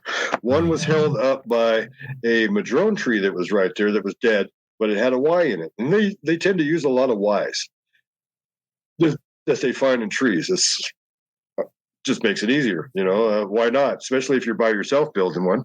I used to do this as a contractor where I would, make myself little helper things, and they use these Ys. But one end, which was a butt end, was hooked on that Y. But exactly center under that X was this rock right here. And it's decomposed granite. I have pictures of it when it was just standing up, and you could see the outline of it in the ground from where it was impressed in the ground, and it had probably been there for 20, 30 years. For some reason, something picked it up and stood it up. And so the first picture I ever took of it, you can see the impression, which is probably close to an inch deep. So this rock has been laying there for probably 50, 60, 80, 100 years. So I call it the phone booth for a reason, because when I get there, the juvenile usually ends up coming up and hanging out with me for the day, or at least for a while. So I was up there one day, and this is where I really started calling it the phone booth. I heard the strangest scream from down below in the valley, and it was so strange I can't even describe it. And believe it or not, that's the only vocalization I've ever heard from them. And because I'm not there at night, I think they feel more comfortable doing vocalizations at night than they do in the daytime, because they feel there's nobody out there or nobody really paying attention to what's going on out there. And that's one of my new things is I'll be getting a really nice sound recorder, a digital recorder. That's coming up here soon. Just, I'm a budget squatcher. I use what I have. My latest purchase was a IR infrared 4K video camera that takes 30 megapixel stills as well as video.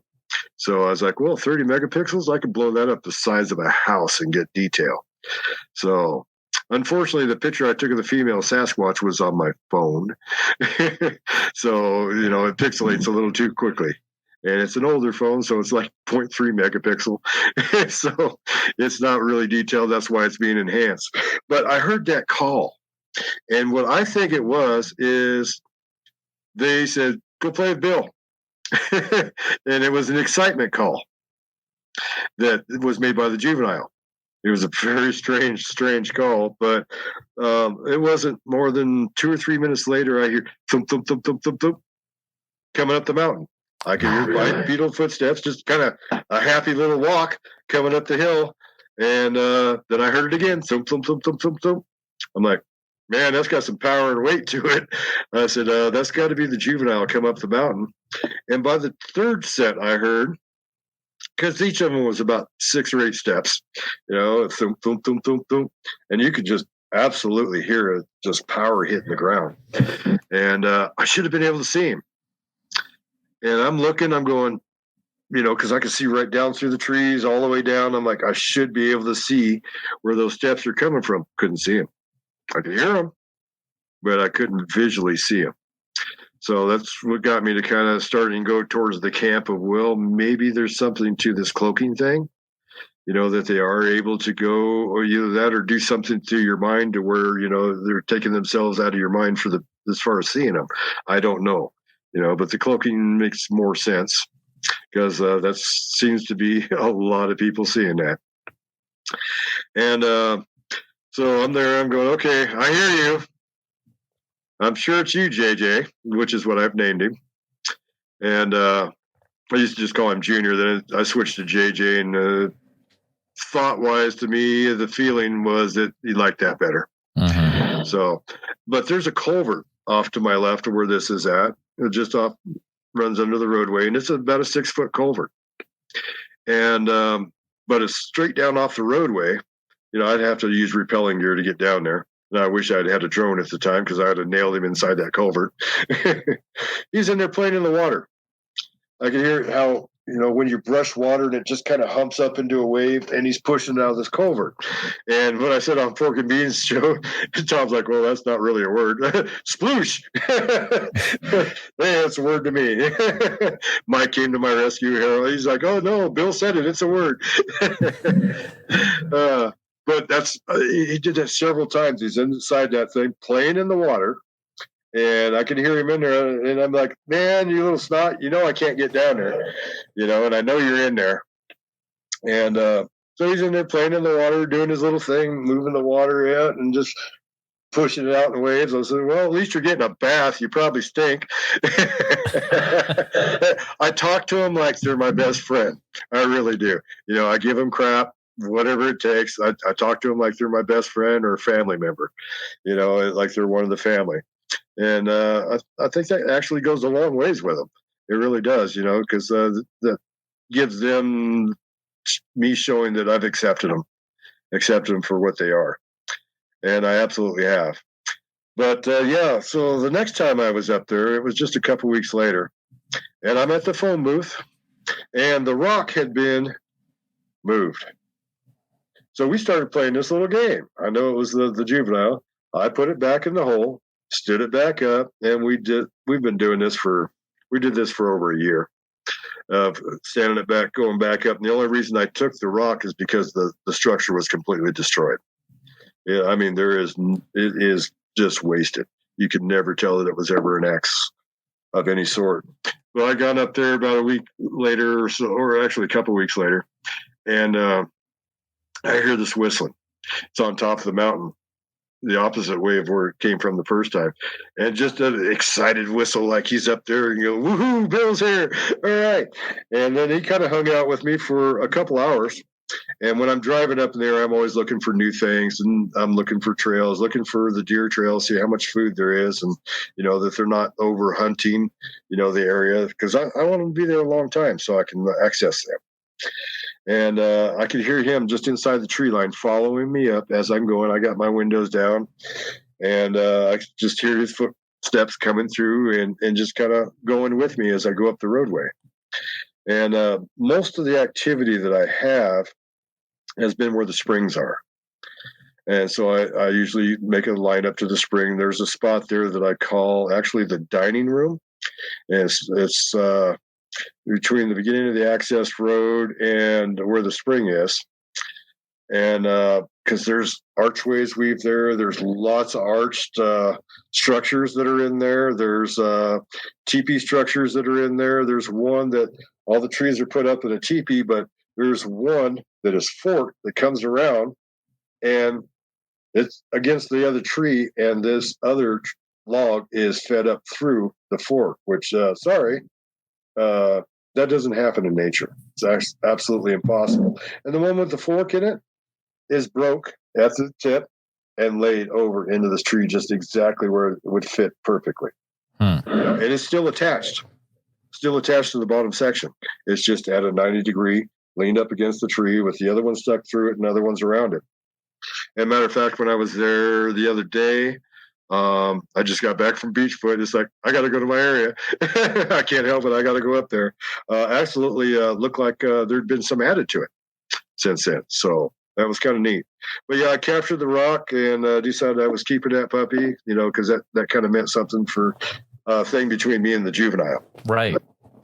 So, but the next sighting, which would be my number 6 and my last one, since we're getting up there time-wise here. Well, I have to work too. I am, if you notice, here we go, in my work uniform.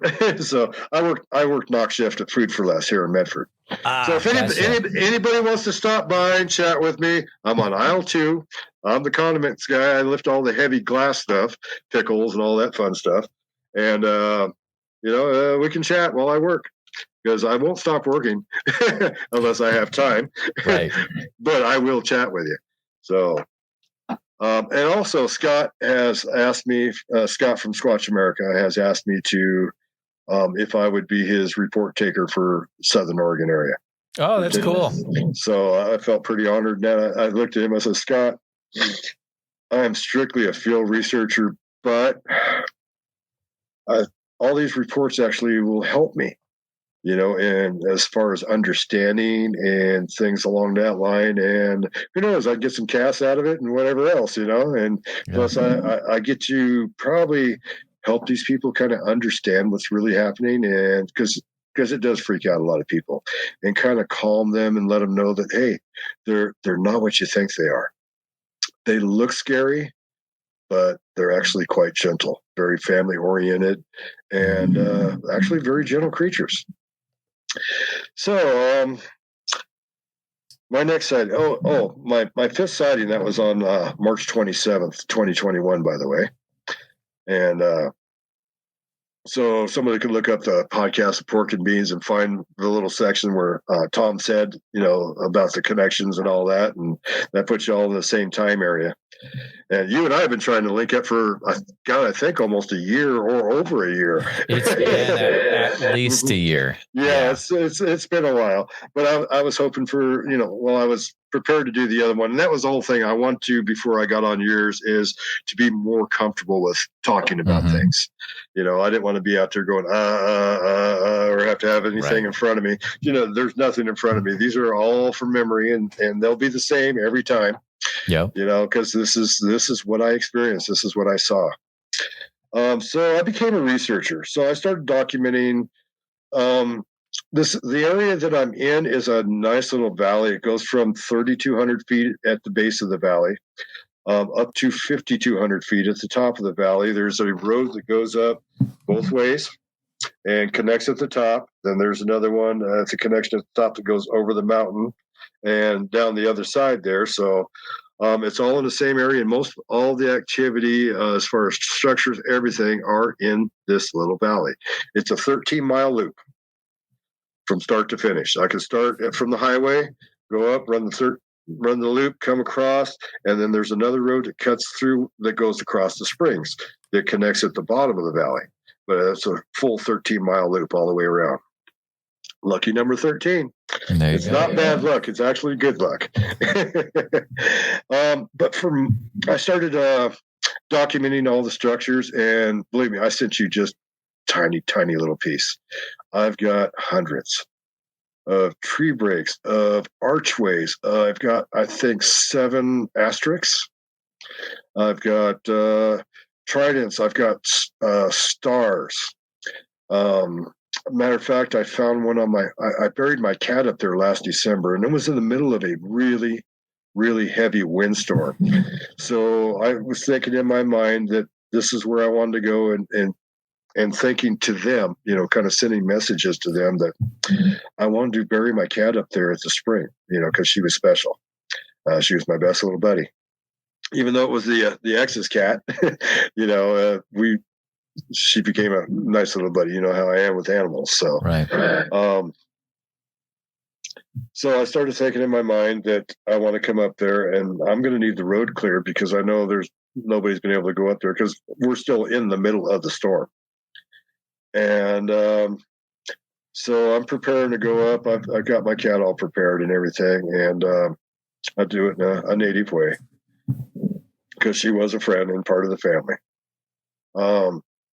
So I'm thinking to them, I need the road clear. Well, there's no way I could have gone up there without trees being across the road, at least in 3 or 4 places. As a matter of fact, I think I counted 5 different spots where there had been trees that came down in the wind, deadfalls or windfalls. And I told them, pictured in my mind what route I was taking up there, because there's a couple ways I can get there. Actually, probably about 5 different routes I can get there. But it is actually quite remote. The nearest town is in one direction, and I'm talking a town of like probably 50, 60 people. One way is like 15 miles. The other way, it's 10 miles. And there is 2 places on the in-between, between the main road and the other connecting road that runs up the other side of the valley, that are close to the roadway, but that's still from where my sightings have been at least 3 miles away. And the houses coming up one way, the closest there is about 6 miles away. Going over the mountain, you're looking at about 15 miles. Going the other direction of the 10 miles, there's a few little scattered houses and one little town there.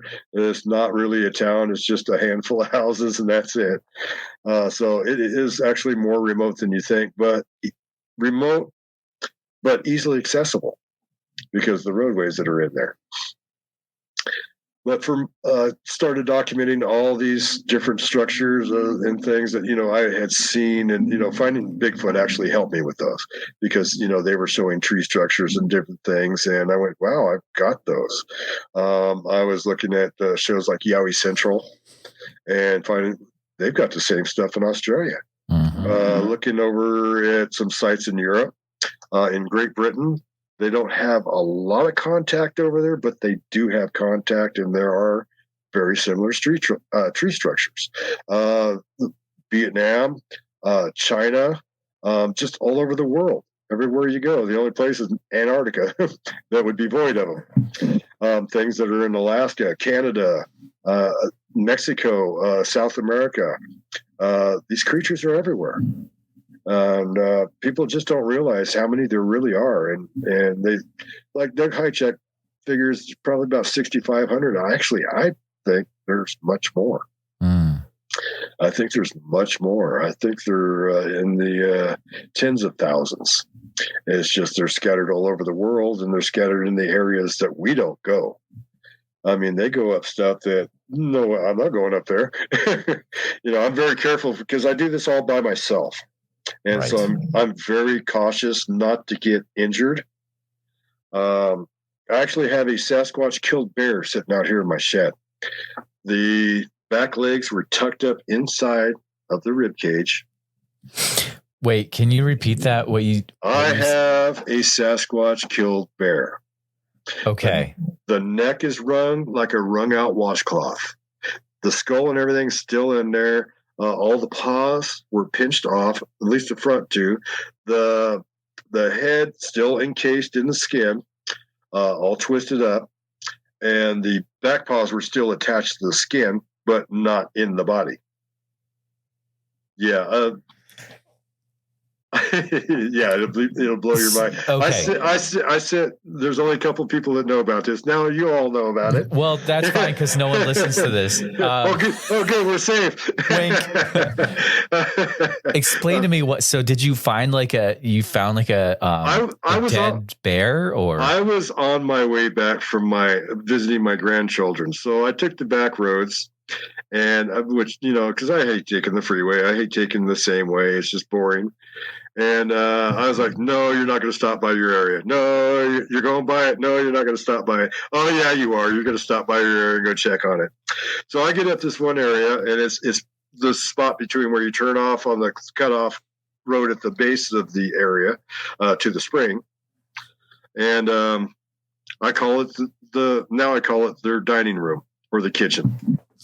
After I found the bear, but I pulled up there, and there's this arch tree that's right there, and that's where I leave my offerings, is on that tree. But what I hate to leave there is because it's very visible from the roadway, so anybody could go up and just destroy whatever I've got there. So I've learned to go to the back of one of the trees close to that and tack like a bag on with some tacks and put fruit and garlic and tangerines. That's what I left last week.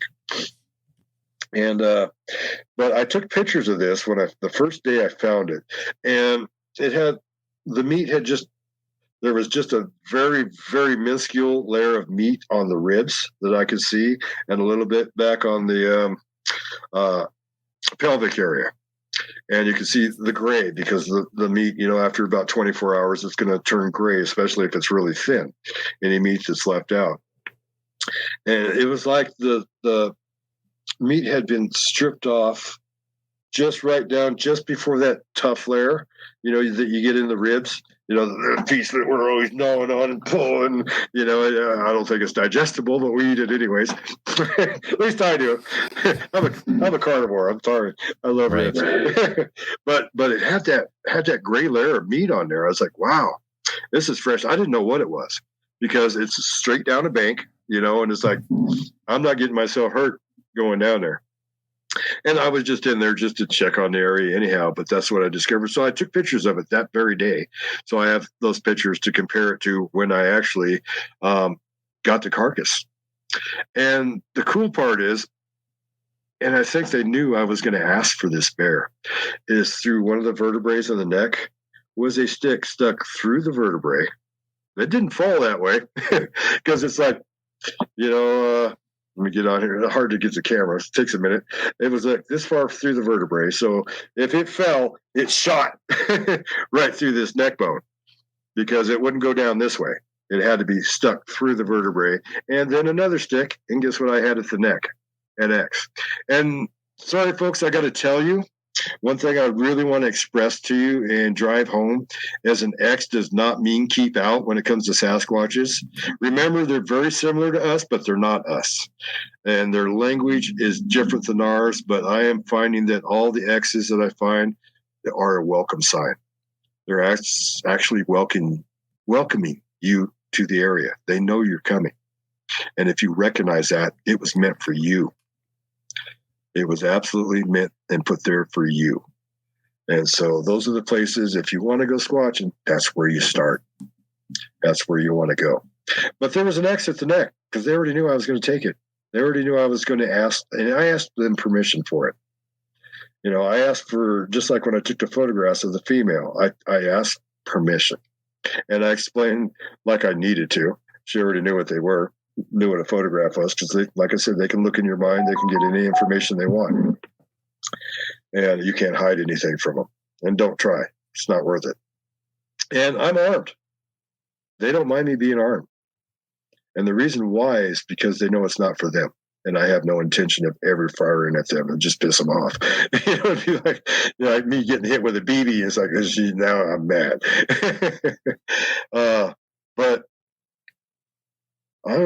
I wasn't able to go up to the area for a while. So I came back in 7 weeks, Jeremiah.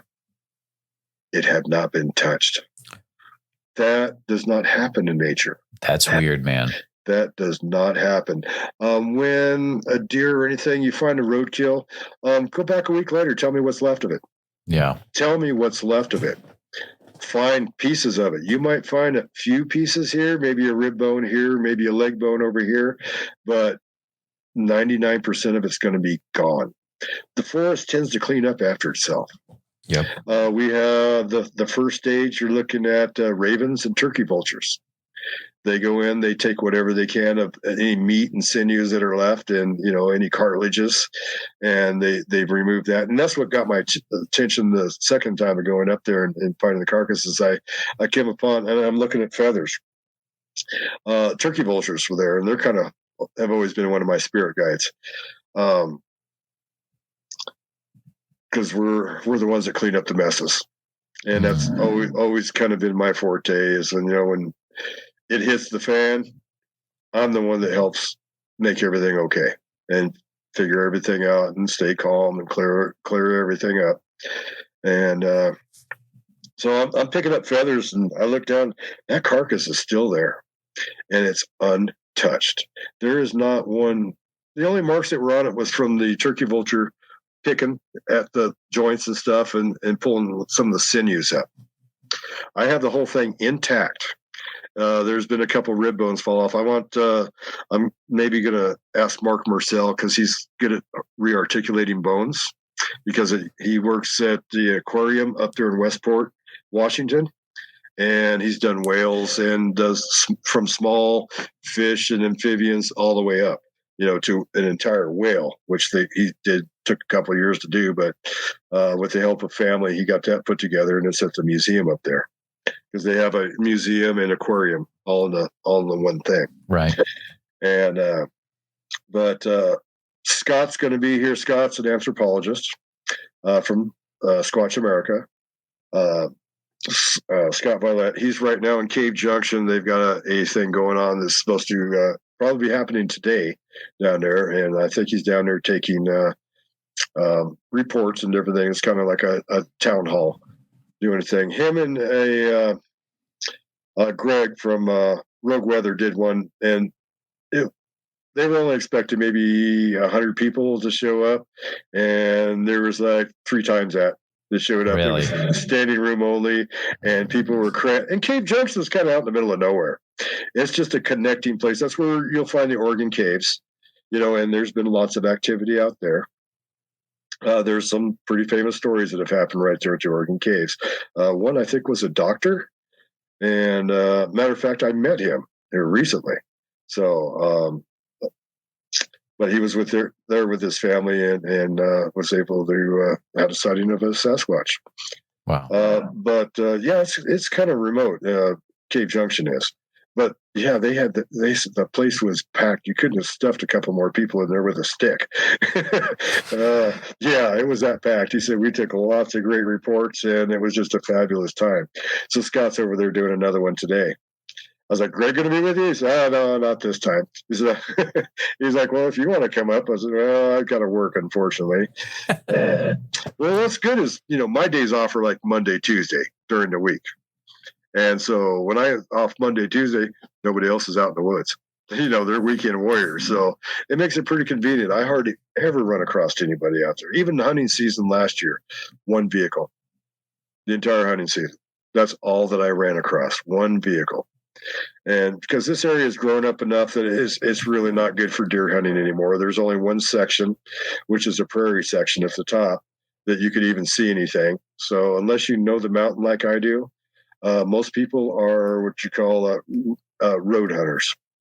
They just drive around in their vehicle. Something jumps out. Well, they're going to shoot it. And unfortunately, when they're shooting it, it's illegal the way they shoot it because you're not allowed to shoot from the road in this state. You have to be such a distance off the road and everything else. And, and plus baiting animals is illegal here as well. And I've found pumpkins up there and watermelons and all kinds of things from poachers or people during hunting season baiting the animals. And they'll shoot them right on the roadway, which is illegal. Me, I'm in the woods. And when these people drive by, guess what I do? I do the spider crawl. I'm on the ground, let them go by. I don't want to get shot because I stopped hunting for the longest time because I got tired of playing follow the beer cans. I'm out in the woods. They're drinking. They have guns. I'm armed, mind you. I carry a 44 Magnum here, plus a rifle. I carry a 30-06. It'll reach out and touch someone from a long ways away. Yeah. And the 44 is to disable their engine because I'm going to blow up your block. You point your rifle at me, we got a problem. You scope me out, which is illegal.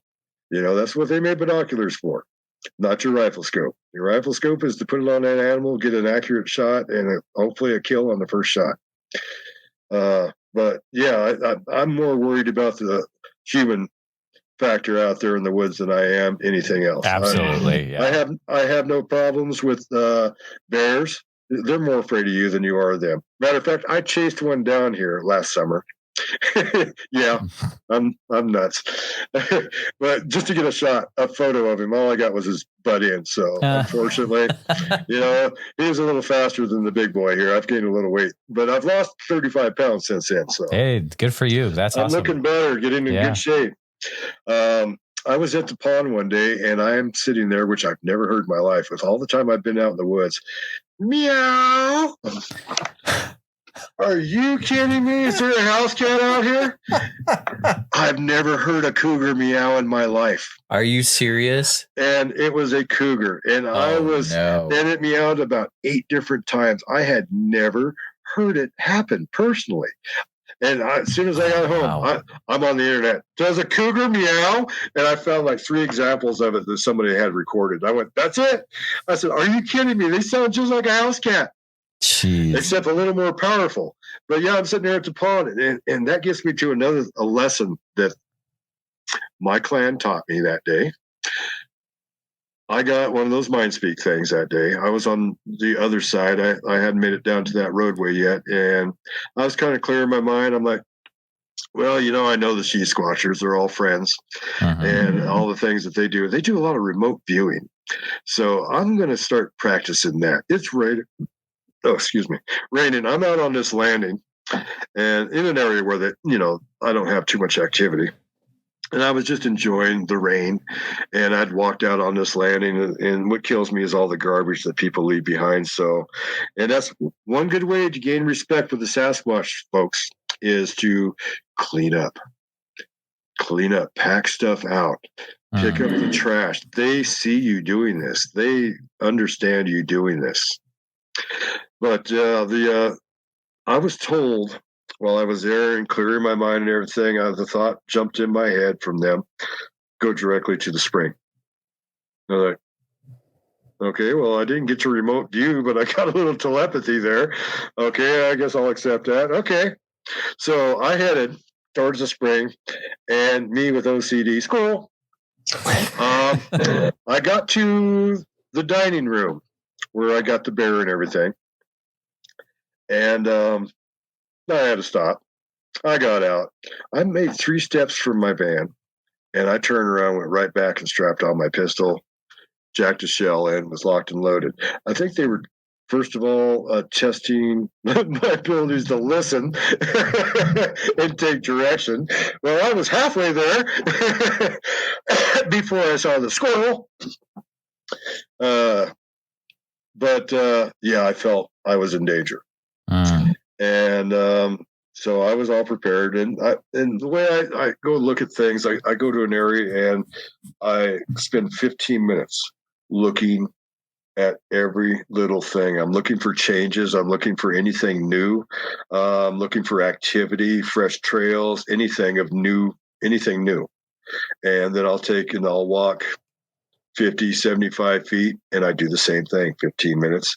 I look at everything that's there, and that's part of my way of, looking, see if I'm finding recent activity, if I know they're there, have they been going down here? And but yeah, I made it up to the pond, and that's when I realized that they just taught me a lesson about listening. First of all, I'll go directly to the pond, because if I had, they'd have probably been there and protected me from the cougar. But I think they also test me to see what my reaction would be to the cougar, if I was going to just go run after it and kill it, or if I was going to accept it as being part of nature and deal with it, which I've always accepted those things. I have no problem with them. I've been face to face with cougars several times, so there's a lot of them up there and a lot of bear. And I have no problem with them. You just look bigger than they are. They actually never come after me or come to approach me. They'll just look at me and just continue on their way, like I'm just, another part of nature, which I try to be when I'm out there.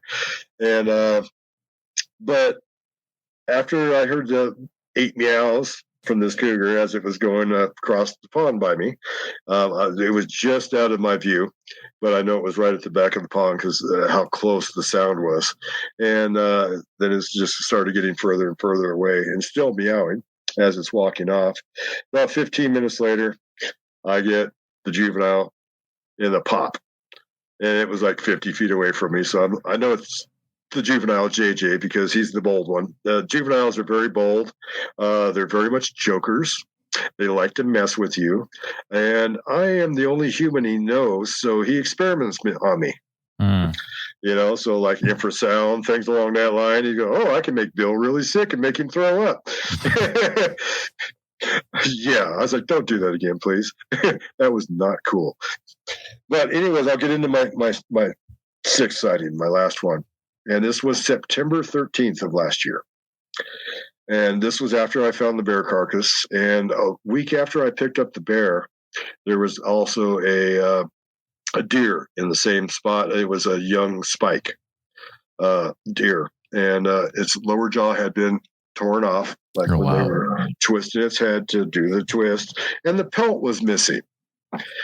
And that's another thing that clicked in my mind is I've read several stories where they've seen them wearing a deer pelt, maybe while they were hunting or to blend in.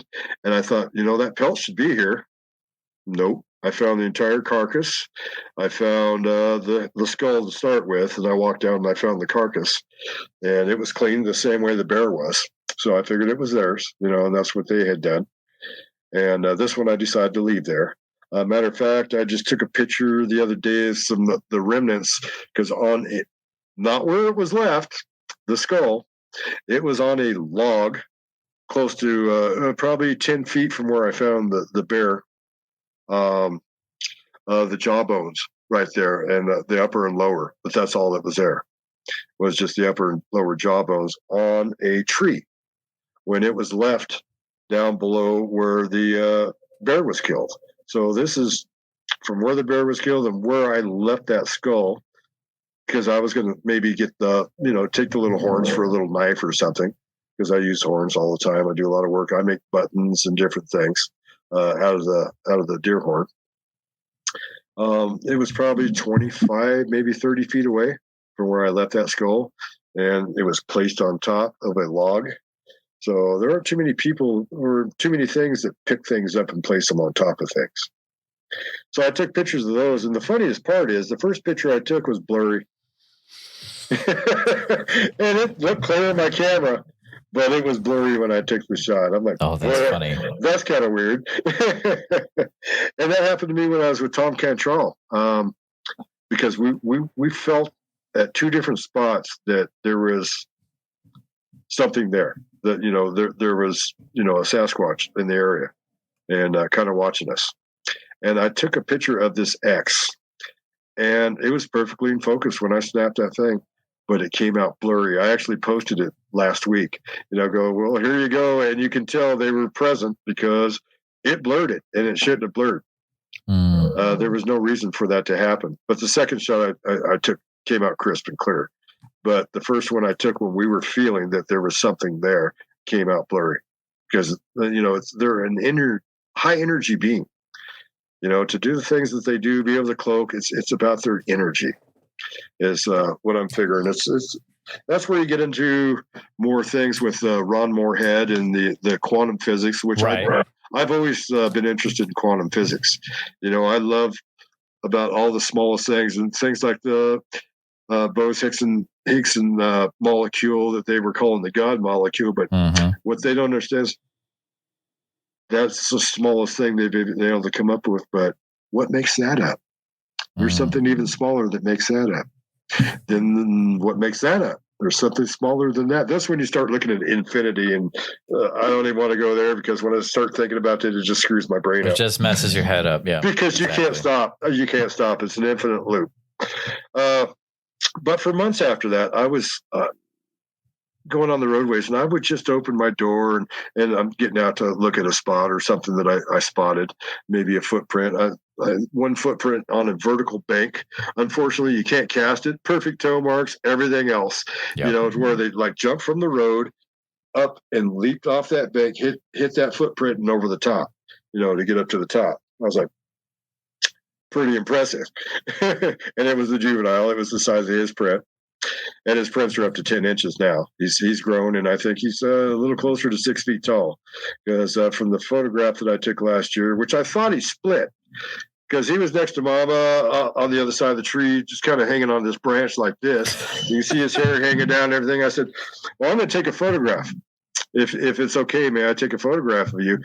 He was gone. Oh, yeah, sure. He split. I'm like, and I called him out. Sorry, kids, but I called him a chicken shit. Remember, I talk to him just like I do my friends and family. Right. And I thought he'd bailed. But actually, here just a few weeks ago, I really started looking at those pictures and blowing them up. He's with her. He's right behind her, and he's leaning out. So that's why I want to have those photos enhanced. Scott's working on that. Oh, yeah. Make that happen for me. But for like a month and a half leading up to that sighting, I would open my door and I would hear Bill in a very proper kind of librarian female voice that was just a proper but very ladylike voice. And I'm like, I'm the only one out here. There ain't no women running around the woods out here, you know. And I never correlated it, the word, maybe that's a voice she's using for me, until, you know, I had my sighting with her. And this happened for about 6 weeks leading up to my sighting. And I would be out in the middle of the woods somewhere, and I'd hear Bill in that ladylike voice. I'm like, I really think this is driving me nuts. I said, this is, I think I need to have my sanity checked, because there's things happening out here I can't explain. And it's like I say, every time I get out there, I said, hey, Bill's here. And, you know, that didn't dawn on me that, you know, they're doing the same thing and going, oh, Bill's here. And she's saying, Bill. And I think if it had dawned on me, I actually would have had a sooner sighting with her.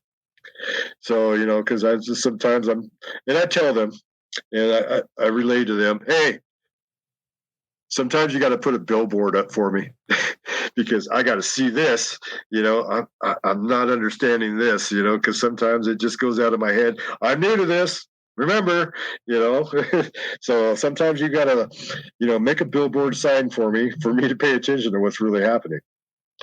And God, this happened for weeks, and I thought I was going nuts. I'd tell Tom because I keep in touch with him as much as possible. So, man, he's just every time he's go with it, Bill. Go with it.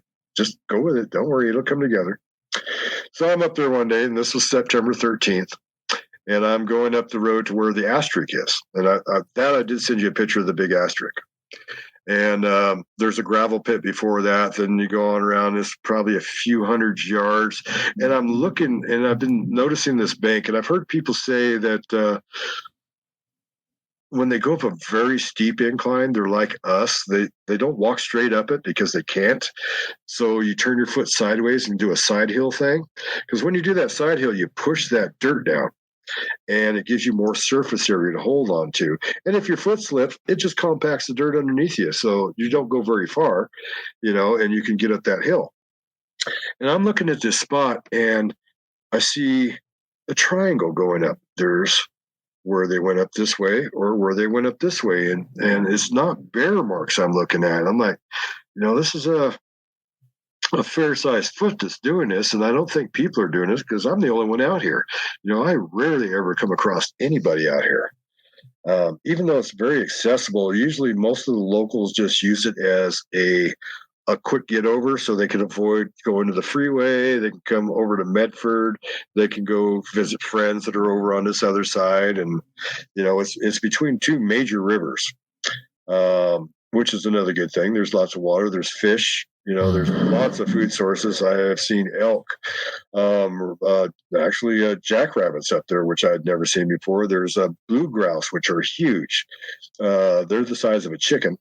Rough grouse, quail, just every kind of thing you can think of. There's coyotes up there. There's, of course, cougar and bear.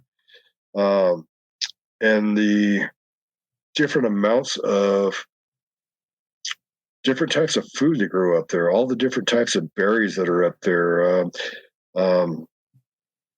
Aside from the huckleberries, the blueberries, the blackberries, blackcaps, marionberries are up there. There's just everything, lots of medicinal stuff as well. And from what I understand, I've been told that they're master herbalists. They got to be able to. It's not like the Sasquatch is going to go knock on the hospital door when something happens. True. So they have to know how to take care of themselves, and that's why I take them garlic. I'm feeling that garlic is a great healer. It's also a natural antibiotic. It's good for a lot of different issues. So I take them garlic, and nothing else in the woods will take the garlic. Bears don't want nothing to do with it. Deer don't want anything to do with it. The birds don't touch it. They're the only thing that eats garlic is bugs. And it's a specific type of worm that'll get in there and eat it. And they don't eat much of it, because it's pretty powerful. And the wild garlic that you find are these little tiny things, you got 5 miles of stem, but you got this little tiny chunk.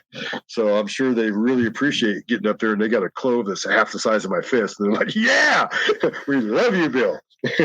Well, I'm looking at these side steps going up, and I'm trying to find toe prints, and I could make out kind of toe prints, and a few of them are going, oh, I heard about this, that when it's really steep, and this is a very steep section, I wouldn't walk up it. There's no way. You put me on a rope, and some gear, I will try to get up there.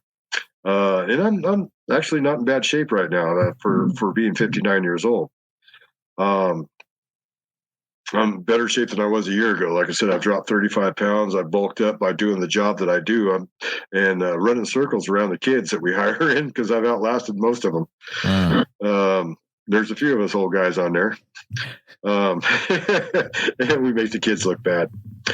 Some will tell you, I'm slow, but no, I keep up with everything. But I was looking at these, and then I heard pop.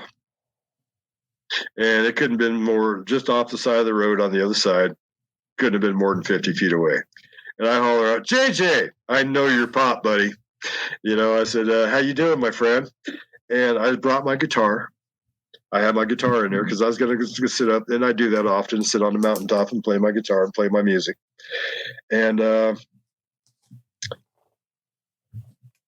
so I went to the back of the van, got my guitar out. Well, that allowed JJ and Mama, because I just call her Mama, to get across the road and get up to where they were at the tree.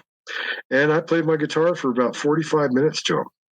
And I look out, yeah, they're still there hanging out and just seemed to be enjoying. I mean, they didn't throw anything at me, so I figured it was okay. No tomatoes coming my way. And then I go up to the front of the van and I start talking to them.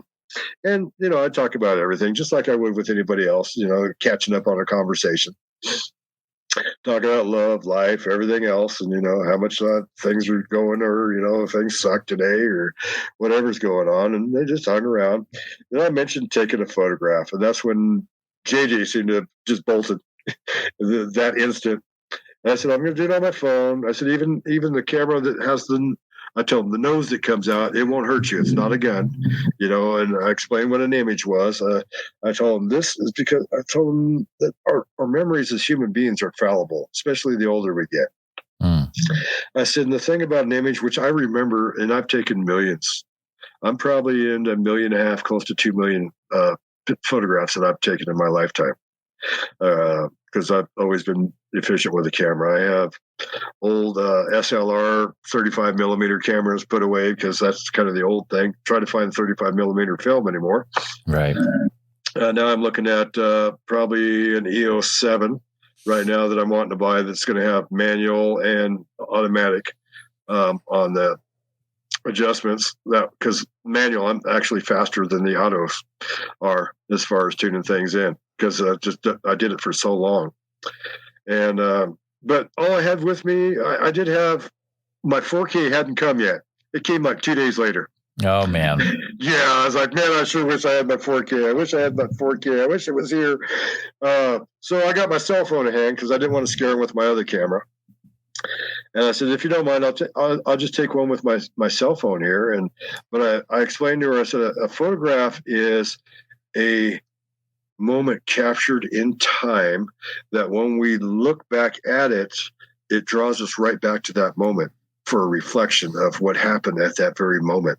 I recognize every picture I've ever taken. And I can tell you about the circumstance of why I was taken or what I was doing at that time, all the way back to my first photographs. Even though I've taken that many, up to 1.5 million, possibly 2 million. Even my ex, she borrowed some of mine. Well, at least she thought they were hers, and posted them up on her Facebook. And I went, "What are you doing, stealing my picture?" She said, "No, I took that picture." I said, "I can prove to you I took that picture. Let me tell you what we were doing and what happened when I took that photograph." And I explained to her exactly what was going on there. She said, "Yeah, well, maybe you did." I said, "Yes, I did take that photograph. Matter of fact, it's on my computer. Would you like me to show you that one?" I said, "You stole it off my Facebook, butthead." But I asked her permission to take a photograph, and she allowed me to take 2. And like I said, I didn't realize until just probably 1.5 months ago that JJ didn't split. He was with her. Because I was looking at the photos and I'm going, boy, I see this kind of split. That's kind of odd. What is that back there? And I started blowing them up and I see, oh, the JJ's in there, the juvenile. He's just kind of by her and he's just kind of leaning out from Mama. And that's what I showed Scott when we were at Beachfoot. And he said, "Oh yeah, let me take care of those for you." I said, "Yeah, let's check it out, send it to your friend, and see if he can do anything." I said, "The problem was it was taken from a cell phone." I said, "It's very low as far as it's like 0.3, I think, megapixels. It's not much. I'll have to look it up and find out exactly what it is." But I measured out. I was exactly 68 feet away from her. After I took the photograph, I asked her to move up to. There's a giant Douglas fir just above her, just a couple feet above her, that's like 8 feet through at the base. I said, "Why don't you and JJ, why don't you go and be behind the tree there? I need to walk up and make sure there was no stump there. So to make sure that this was actually you I was taking a photograph of, because they know my vision's not the best. I've told them." I said, so, and I could see where, and I have photographs where you can see where they stepped up the bank to be right where she was for me to take this photograph, and that there was nothing there. Also, I took 2 shots previous to this. That was before did the pop. Was a tree stump up there, and the sun started shining through a hole that was in the stump, and it was in the shape of a heart. I'm going to print that up and send it to Arla, because Arla collects hearts. And I said, Arla, this happened just minutes before my sighting. I said, it was the coolest thing. I looked up and, wow, there's a perfect heart that the sun is shining through it, and it's all lit up, this perfect heart in the middle of this tree stump. I said, that was kind of a cool anomaly. The next thing is I'm with the female and the juvenile. And that lasted. Matter of fact, I'm the one that actually stopped the sighting. Told them, hey, you guys know I got responsibilities that I take care of, and I'm very adamant about taking care of my own responsibilities at home. That I have somebody at home I need to get dinner to and take care of things. But it was an hour and a half that I spent with them, of chatting, playing my guitar, and doing all these things. And I just had the time of my life. I love it, and I just crave the time that I can be with him. So it hasn't happened. Actually, it has. I was up camping. We had some storms roll through here, and I decided I'm staying on the mountaintop that night. Matter of fact, I went up there earlier in the day, and I found in the snow another short trackway. It was Mama and JJ's prints, because I know them by the size. Hers is 14 and a half inches by a little over 4 inches wide. His are now 10 by just under 4. It's like 3 3/4, right in that neighborhood. And I went, I got the trackway, so I'm going to stay just maybe 100 yards from there. And this is at the top of the mountain. And so I drove all the way back to town, got some camping gear. I picked up wood along the way, all the way up the mountain. Now, somebody had left some stuff down at the pond, which kind of made me mad that they're even camping at the spring. There's a spot right across the road, right there. You can see the spring that's got a fire pit. You can camp there. All the animals drink from that water. Stay away from the spring. It just kind of upsets me when people are up there. Because there was a squatter up there that left an absolute mess. This is a cool story. This is a cool story, I'll tell you. They left their tent covering all this garbage. Half the stuff that was under the covered by the tent was probably stolen. People's photographs, everything else. And it just upset me to see that there. And aside from that, the mess that they left behind. And I was talking out, because I always talk out loud when I'm out there. I told you, if you come across me in the woods, you're going to think I'm nuts. This guy's out here talking to himself, and talking about all kinds of weird stuff, I say, hi, I'm Bill, I'm here, carrying on conversations by himself. No, I'm speaking to them specifically, because I think it, not only think it, but I speak it. Because Mama and the juvenile are verbal. It's the alpha male that does the telepathy with me. They choose not to. They choose to verbalize. And this leads up to when I first heard JJ speak, which was just a few weeks ago. It was just last month. I stayed up there in the middle of a storm, and I filmed some of it from sitting inside my cab, because I was waiting for a break in the storm to get all the wood out of the back of my van, so I could lay down in there and get some sleep, because I was exhausted.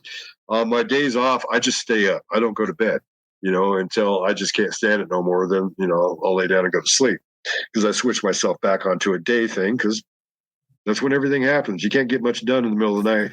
People get upset when you fire up a weed eater or something at 3 o'clock in the morning. I don't know why. Yeah, that's weird. It's just not on my schedule. I don't know why. There should be more people on my schedule. They should be comfortable with it. Go, that's cool. He's blowing leaves at 3 a.m.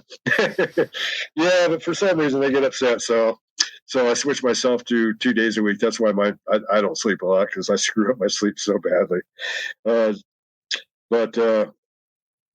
Yeah, it's like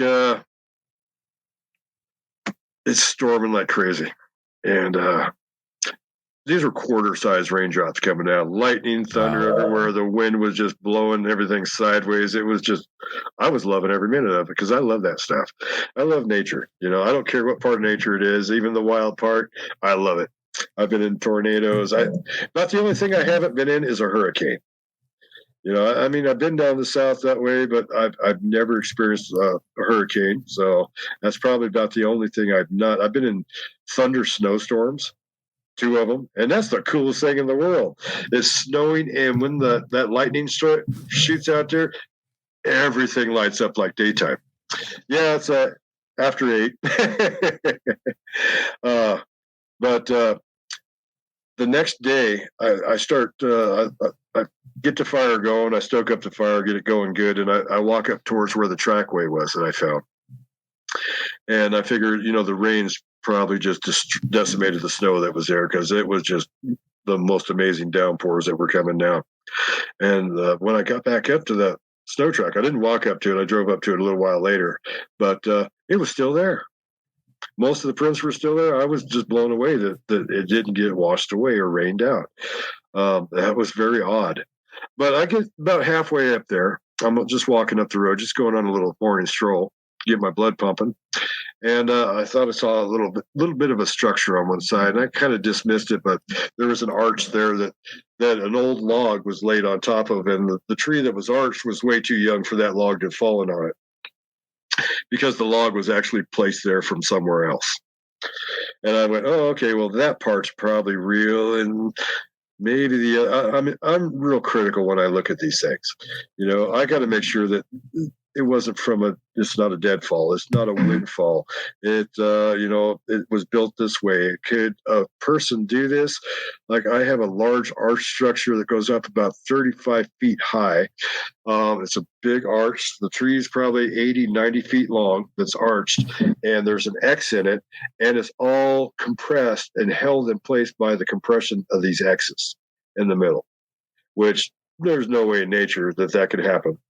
And my son got to see this, and he went from being on the fence about Bigfoot to going, wow, Dad, because I just watched his face just kind of blink and drop, and wanted him to really analyze this thing, and I'm pretty proud of him. He came to pretty much the exact same conclusions I have on, and I said, okay, how many do you think it took to build this thing? He said, well, at least 3, Dad. He said, one had to be holding the arch down. The other one putting one of these posts going up of the X forming, weaving it in and out of the trees to put it under compression. And while another one is putting the second one up and doing the same thing, weaving it in and out of the standing trees that are there and putting it under compression. The whole thing is holding that down is the compression and the pressure of the X. If you grab the end of that tree and shook that limb, it'd probably do the Wile E. Coyote thing and shoot you across the roadway. Because it's like a trap. I was like, man, I could put a noose here and something step in this shit, and I got it captured. Because there's nothing holding it down. It's just the compression of the X that's in the middle of it, holding it in place in an arch. Really cool spot. Wow. But anyways, I spotted that piece, and I'm like, well, I haven't had any activity. I got one pop the day before, and they just do that to let me know, well, we're here, but we're probably not going to see it. We got our own thing to do, because they got to forage. They're big creatures. They got to eat, and the time they take, for me, I feel real special, especially if it's 45 minutes or an hour and a half, because that's taken away from their foraging time. So I decided, I'm going to go back to camp, stoke the fire up and stuff. So I can't whistle with my mouth. I never could do that. So I used my fingers, and I let out this really big whistle. And when I did that, seconds later, I heard one of the pops. It's come from just over the top of the hill towards where the tracks were. But, just kind of crested over the hillside. I could tell, that it was lower down. And I went, oh, okay. So I hollered out, hello! And then, headed back to camp. So I walked back to camp. My van's parked close to where I had my campfire. And it's like 20 feet to the trees behind where I was, and everything else around me was tall timber. The picture that I sent you of me, that was from that spot, and that was from that time right there. Okay. That was that day. That's only been about 6 weeks ago. That was the day after the storm rolled through. Wow. I was up there camping on top. And so you got me in the campfire right there. And I'm sitting there, and I go over, I stoke the fire and get it all up and ready and everything. And I started cleaning up the whole area because the previous people that camped up there just left stuff strewn everywhere. So, and that's one of my things. I'm up there, I clean up. That's a respect thing for them, and they actually recognize that. And I'll get back to the camp, the transient at the spring here in a minute after this. But I'm sitting there, and I'm going to relax against the back of the van. And I look over, and I see a tree shake, a bush, and I hear, "Hi." Sounded like the voice of a young boy. It was JJ, the first time he ever vocalized to me. And he said hi. And I imagine he was probably cloaked, because I didn't see him, but I can't dismiss that I heard him say hi. And that was it. So hi back. And I said, I'll hang here for a while and see what happens. But, like I said, they get into busy foraging, so they don't always have time for me. So, but he came, let me know that they're there, which I thought was absolutely cool. But at the pond, verbally, of course, like I said, I'm out there in the woods talking to myself. I'm the nutcase walking around the woods talking to myself. I told him I'll clean this up. Next time I'm out here, I'll clean up this mess, and if you guys want, that transient is like up the road here, camped out somewhere else. Why don't you go scare the hell out of them? Mm-hmm. Don't hurt them or anything, but, kind of scare the hell out of them. Maybe teach them a lesson a little bit for leaving messes like this, because this is the only water source within miles. This is the place for those animals to come and drink. And for somebody destroying and leaving such a disaster was just beyond me. So the next time I came up there, I brought a rake, I brought bags and everything with every intention. Well, bear had been there by that time. And must have happened just before I got there. There was fresh scat. And I mean fresh. And he had sprayed everything. And oh my God, I just wanted to hurl. This is just the worst, musky, nasty. Oh, and you can smell a bear in the woods. And when you smell a bear, their spray smells the same way. And it's the heaviest, nastiest, musky, kind of rotten, garbage kind of smell you ever smelled. And when it's fresh in your face, it'll make you hurl. So I'm doing all I can do to keep from doing that. And I started cleaning up all that stuff, and I got it all cleaned up. I had to go up in the woods because the bear drug a bunch of stuff up that hadn't been done that way before. The bear hadn't done any of that. And I could tell the bear had been there because of the teeth marks and the fresh scat. And he'd probably just left and probably heard me coming. Actually, it was probably that close in time that he heard me coming up the road and exited the area because everything was that fresh. But I choked myself down, got everything in the bags. As I was tying the last bag from 4 different areas, I could hear sticks tapping together like they were clapping for me, but using sticks to do it. And that was just the coolest thing in the world to happen. I'm like, am I supposed to take a bow? You're welcome, because I promised him I would do it, and I showed him that I would do it. So I think that gained a lot of trust. And I think anybody can do the same thing, and have the contacts that I'm having. If you've had more than a accidental road crossing, that they've actually come to you to kind of get to know you, there's a reason for it. They will snap a branch or do the mouth pop. And it's not to scare you or anything, but it's to let you know they're there. Simply start talking to them. That's all you got to do. Start talking to them. Act like they're an old friend. Hi, how you doing? I'm okay with you. I'm not here to hurt you. I would love to see you, and see what happens. It worked perfect for my partner that I'm teaching at work the first time. He had a large white Sasquatch step out in front of the trees and doing the little teeter thing and, basically saying hello because he asked him to. I said, it's that simple. So if you've made a connection with him, that's the way to start. And that's what we call armchair squatching. Such a fascinating story. Just your whole story. You look at the whole thing starting way back when you were 16. I was terrified. The whole thing is just really cool. And I completely turned around and completely changed. And now I'm spending time with them. And each time is longer and longer. The first time was 45 minutes. And the second time was an hour and a half. And yes, folks, I crossed the road to the woo camp. I was flesh and blood, solid. I've never seen any weirdness happen. None of this stuff has ever happened. You people are crazy. The more time you spend with them, the more stuff they allow you to see. And just go with it. It's okay. You'll figure it out later, but it's the coolest thing in the world. It really is. It is amazing. And it's just going to get better and better, and thank you for sharing your story, Bill. It's very, very cool. I hope it was worth the wait. Definitely.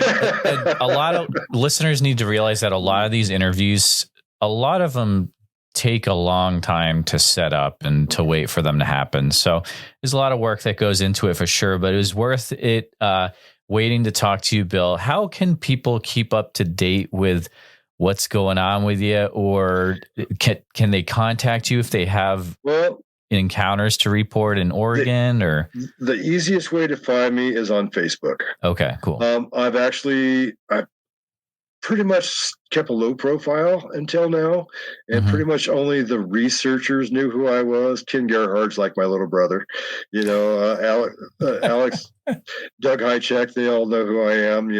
Everybody knows. Adam Davies sent me an invite he was somewhere up in the Arctic somewhere. And when Adam sent me an invite, to be on his friends list, Adam, Gwen, all of them, the She Squatchers, they're all good friends, and they've known about a lot of my stuff. But I've kept a low profile because I didn't want to be public about things. But now it's kind of my clan is they're kind of pushing me. They want me to put their story out there because they want people to know that they're not some big scary creature. So the easiest way, because I was a horse trainer for 20 years and I was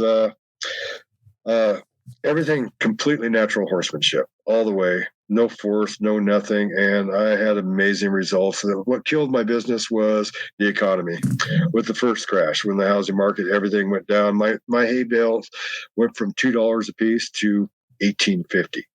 Gas went over. That was the first time it shot over $4 a gallon. And I had to give everything up. I gave away $500,000 worth of horses. Absolutely gave them away. And so you can find me under Mustanger Bill. That's the easiest way to put in your search. It'll come up. You'll see me, and I'm in Willow Creek with one of the famous Bigfoot statues in Willow Creek. I went there for my birthday this year because I'd never been there. Unfortunately, I was very disappointed in how everything has degraded. It's still savable. If some entrepreneur went in and said, hey, we're going to put the money out. Let's fix this. We can stabilize all the wood carvings because that can all still be fixed. I'm a carpenter, so I know that can be fixed. And fix these places up because that's what put that place on the map was Sasquatch. No ifs, ands, or buts. The only thing that's in good shape there is the hardware store. The painting on the hardware store with all the Bigfoot's doing, working with the natives and everything. That beautiful, iconic piece is pristine. It looks wonderful. They've done a great job. I went into the hardware store to check it out, and there's no Bigfoot stuff in here, but it's all on the outside. Pretty cool. It's on a really steep little hill to get up into there too. But I went and checked everything out. Unfortunately, the bookstore, which I understand Steven's moving out of there, but I think a stiff one would probably blow it to the ground. Just a lot of stuff. Unfortunately, I couldn't go out to Bluff Creek itself because there was a big sinkhole that happened at the time. Just happened probably days before I got there. And so they had the road kind of blocked off. So I didn't make it out there. One of my next trips, because I have other people that are out there right now, that are there at Bluff Creek, and they're camping right now at this moment. And it was some of the researchers I was just with, and which I love Beachfoot. You got to come, Jeremiah. Absolutely, you got to come do interviews with all of us. I've had an invite for a few years, and so get a hold of Todd and say, I want to go. Get your butt there. Bill, hold on. I'm going to talk to the listener for a second. Okay. Listener, here's the thing. I have these invites to go to places like Beachfoot, but I can't because, hey, 9 to 5, right?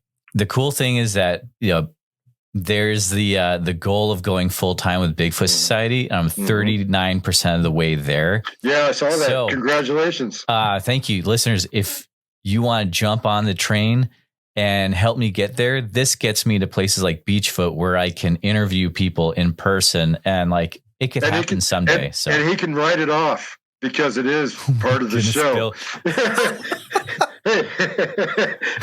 That's what makes it happen, Jeremiah. That's what makes it happen. But someday I will get out there because I have to meet Kip.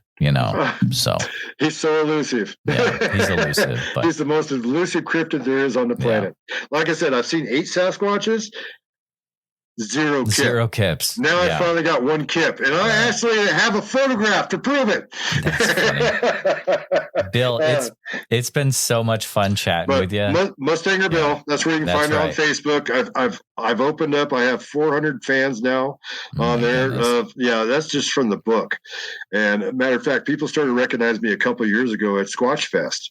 I was with Ken Gerhard, and Ken kind of looked at me like, because I was taken away from his glory at the time. They go, "We recognize you." I went, "You do? From what?" I forgot I was even in the book. Oh, that's funny. I went, oh, from Face to Face. Oh, okay. They said, "What an amazing story." I said, "Well, things have changed." I'll have to check that book out. Absolutely. Sure. Yeah. But all right, well, it was great. I'm glad we finally got to catch up. Yeah. Maybe you'll have me again sometime, and we'll talk about a little more of what's been going on in my area. You got it. Well, Bill, thanks so much for coming on. I appreciate it. And hey, we made it to almost 3 hours, 2:44. Hey, well, this is honestly a record, and it'll probably be a 2-part episode. But thanks so much, Bill. All right, Jeremiah. Have a great day. Here at Bigfoot Society, our goal is to provide a platform for those that have encountered Bigfoot to share their encounter in a safe and respected environment. But we need to hear your story. If you've experienced something that you just can't explain, please send me an email at bigfootsociety@gmail.com. Then we can start the conversation. I know a lot of you have not shared your encounter at all. It's been 20 years, and it's time that you get this off your chest, and then you can get some well-deserved rest, because I know you haven't been sleeping. I understand what you're going through, and I appreciate every one of you listening.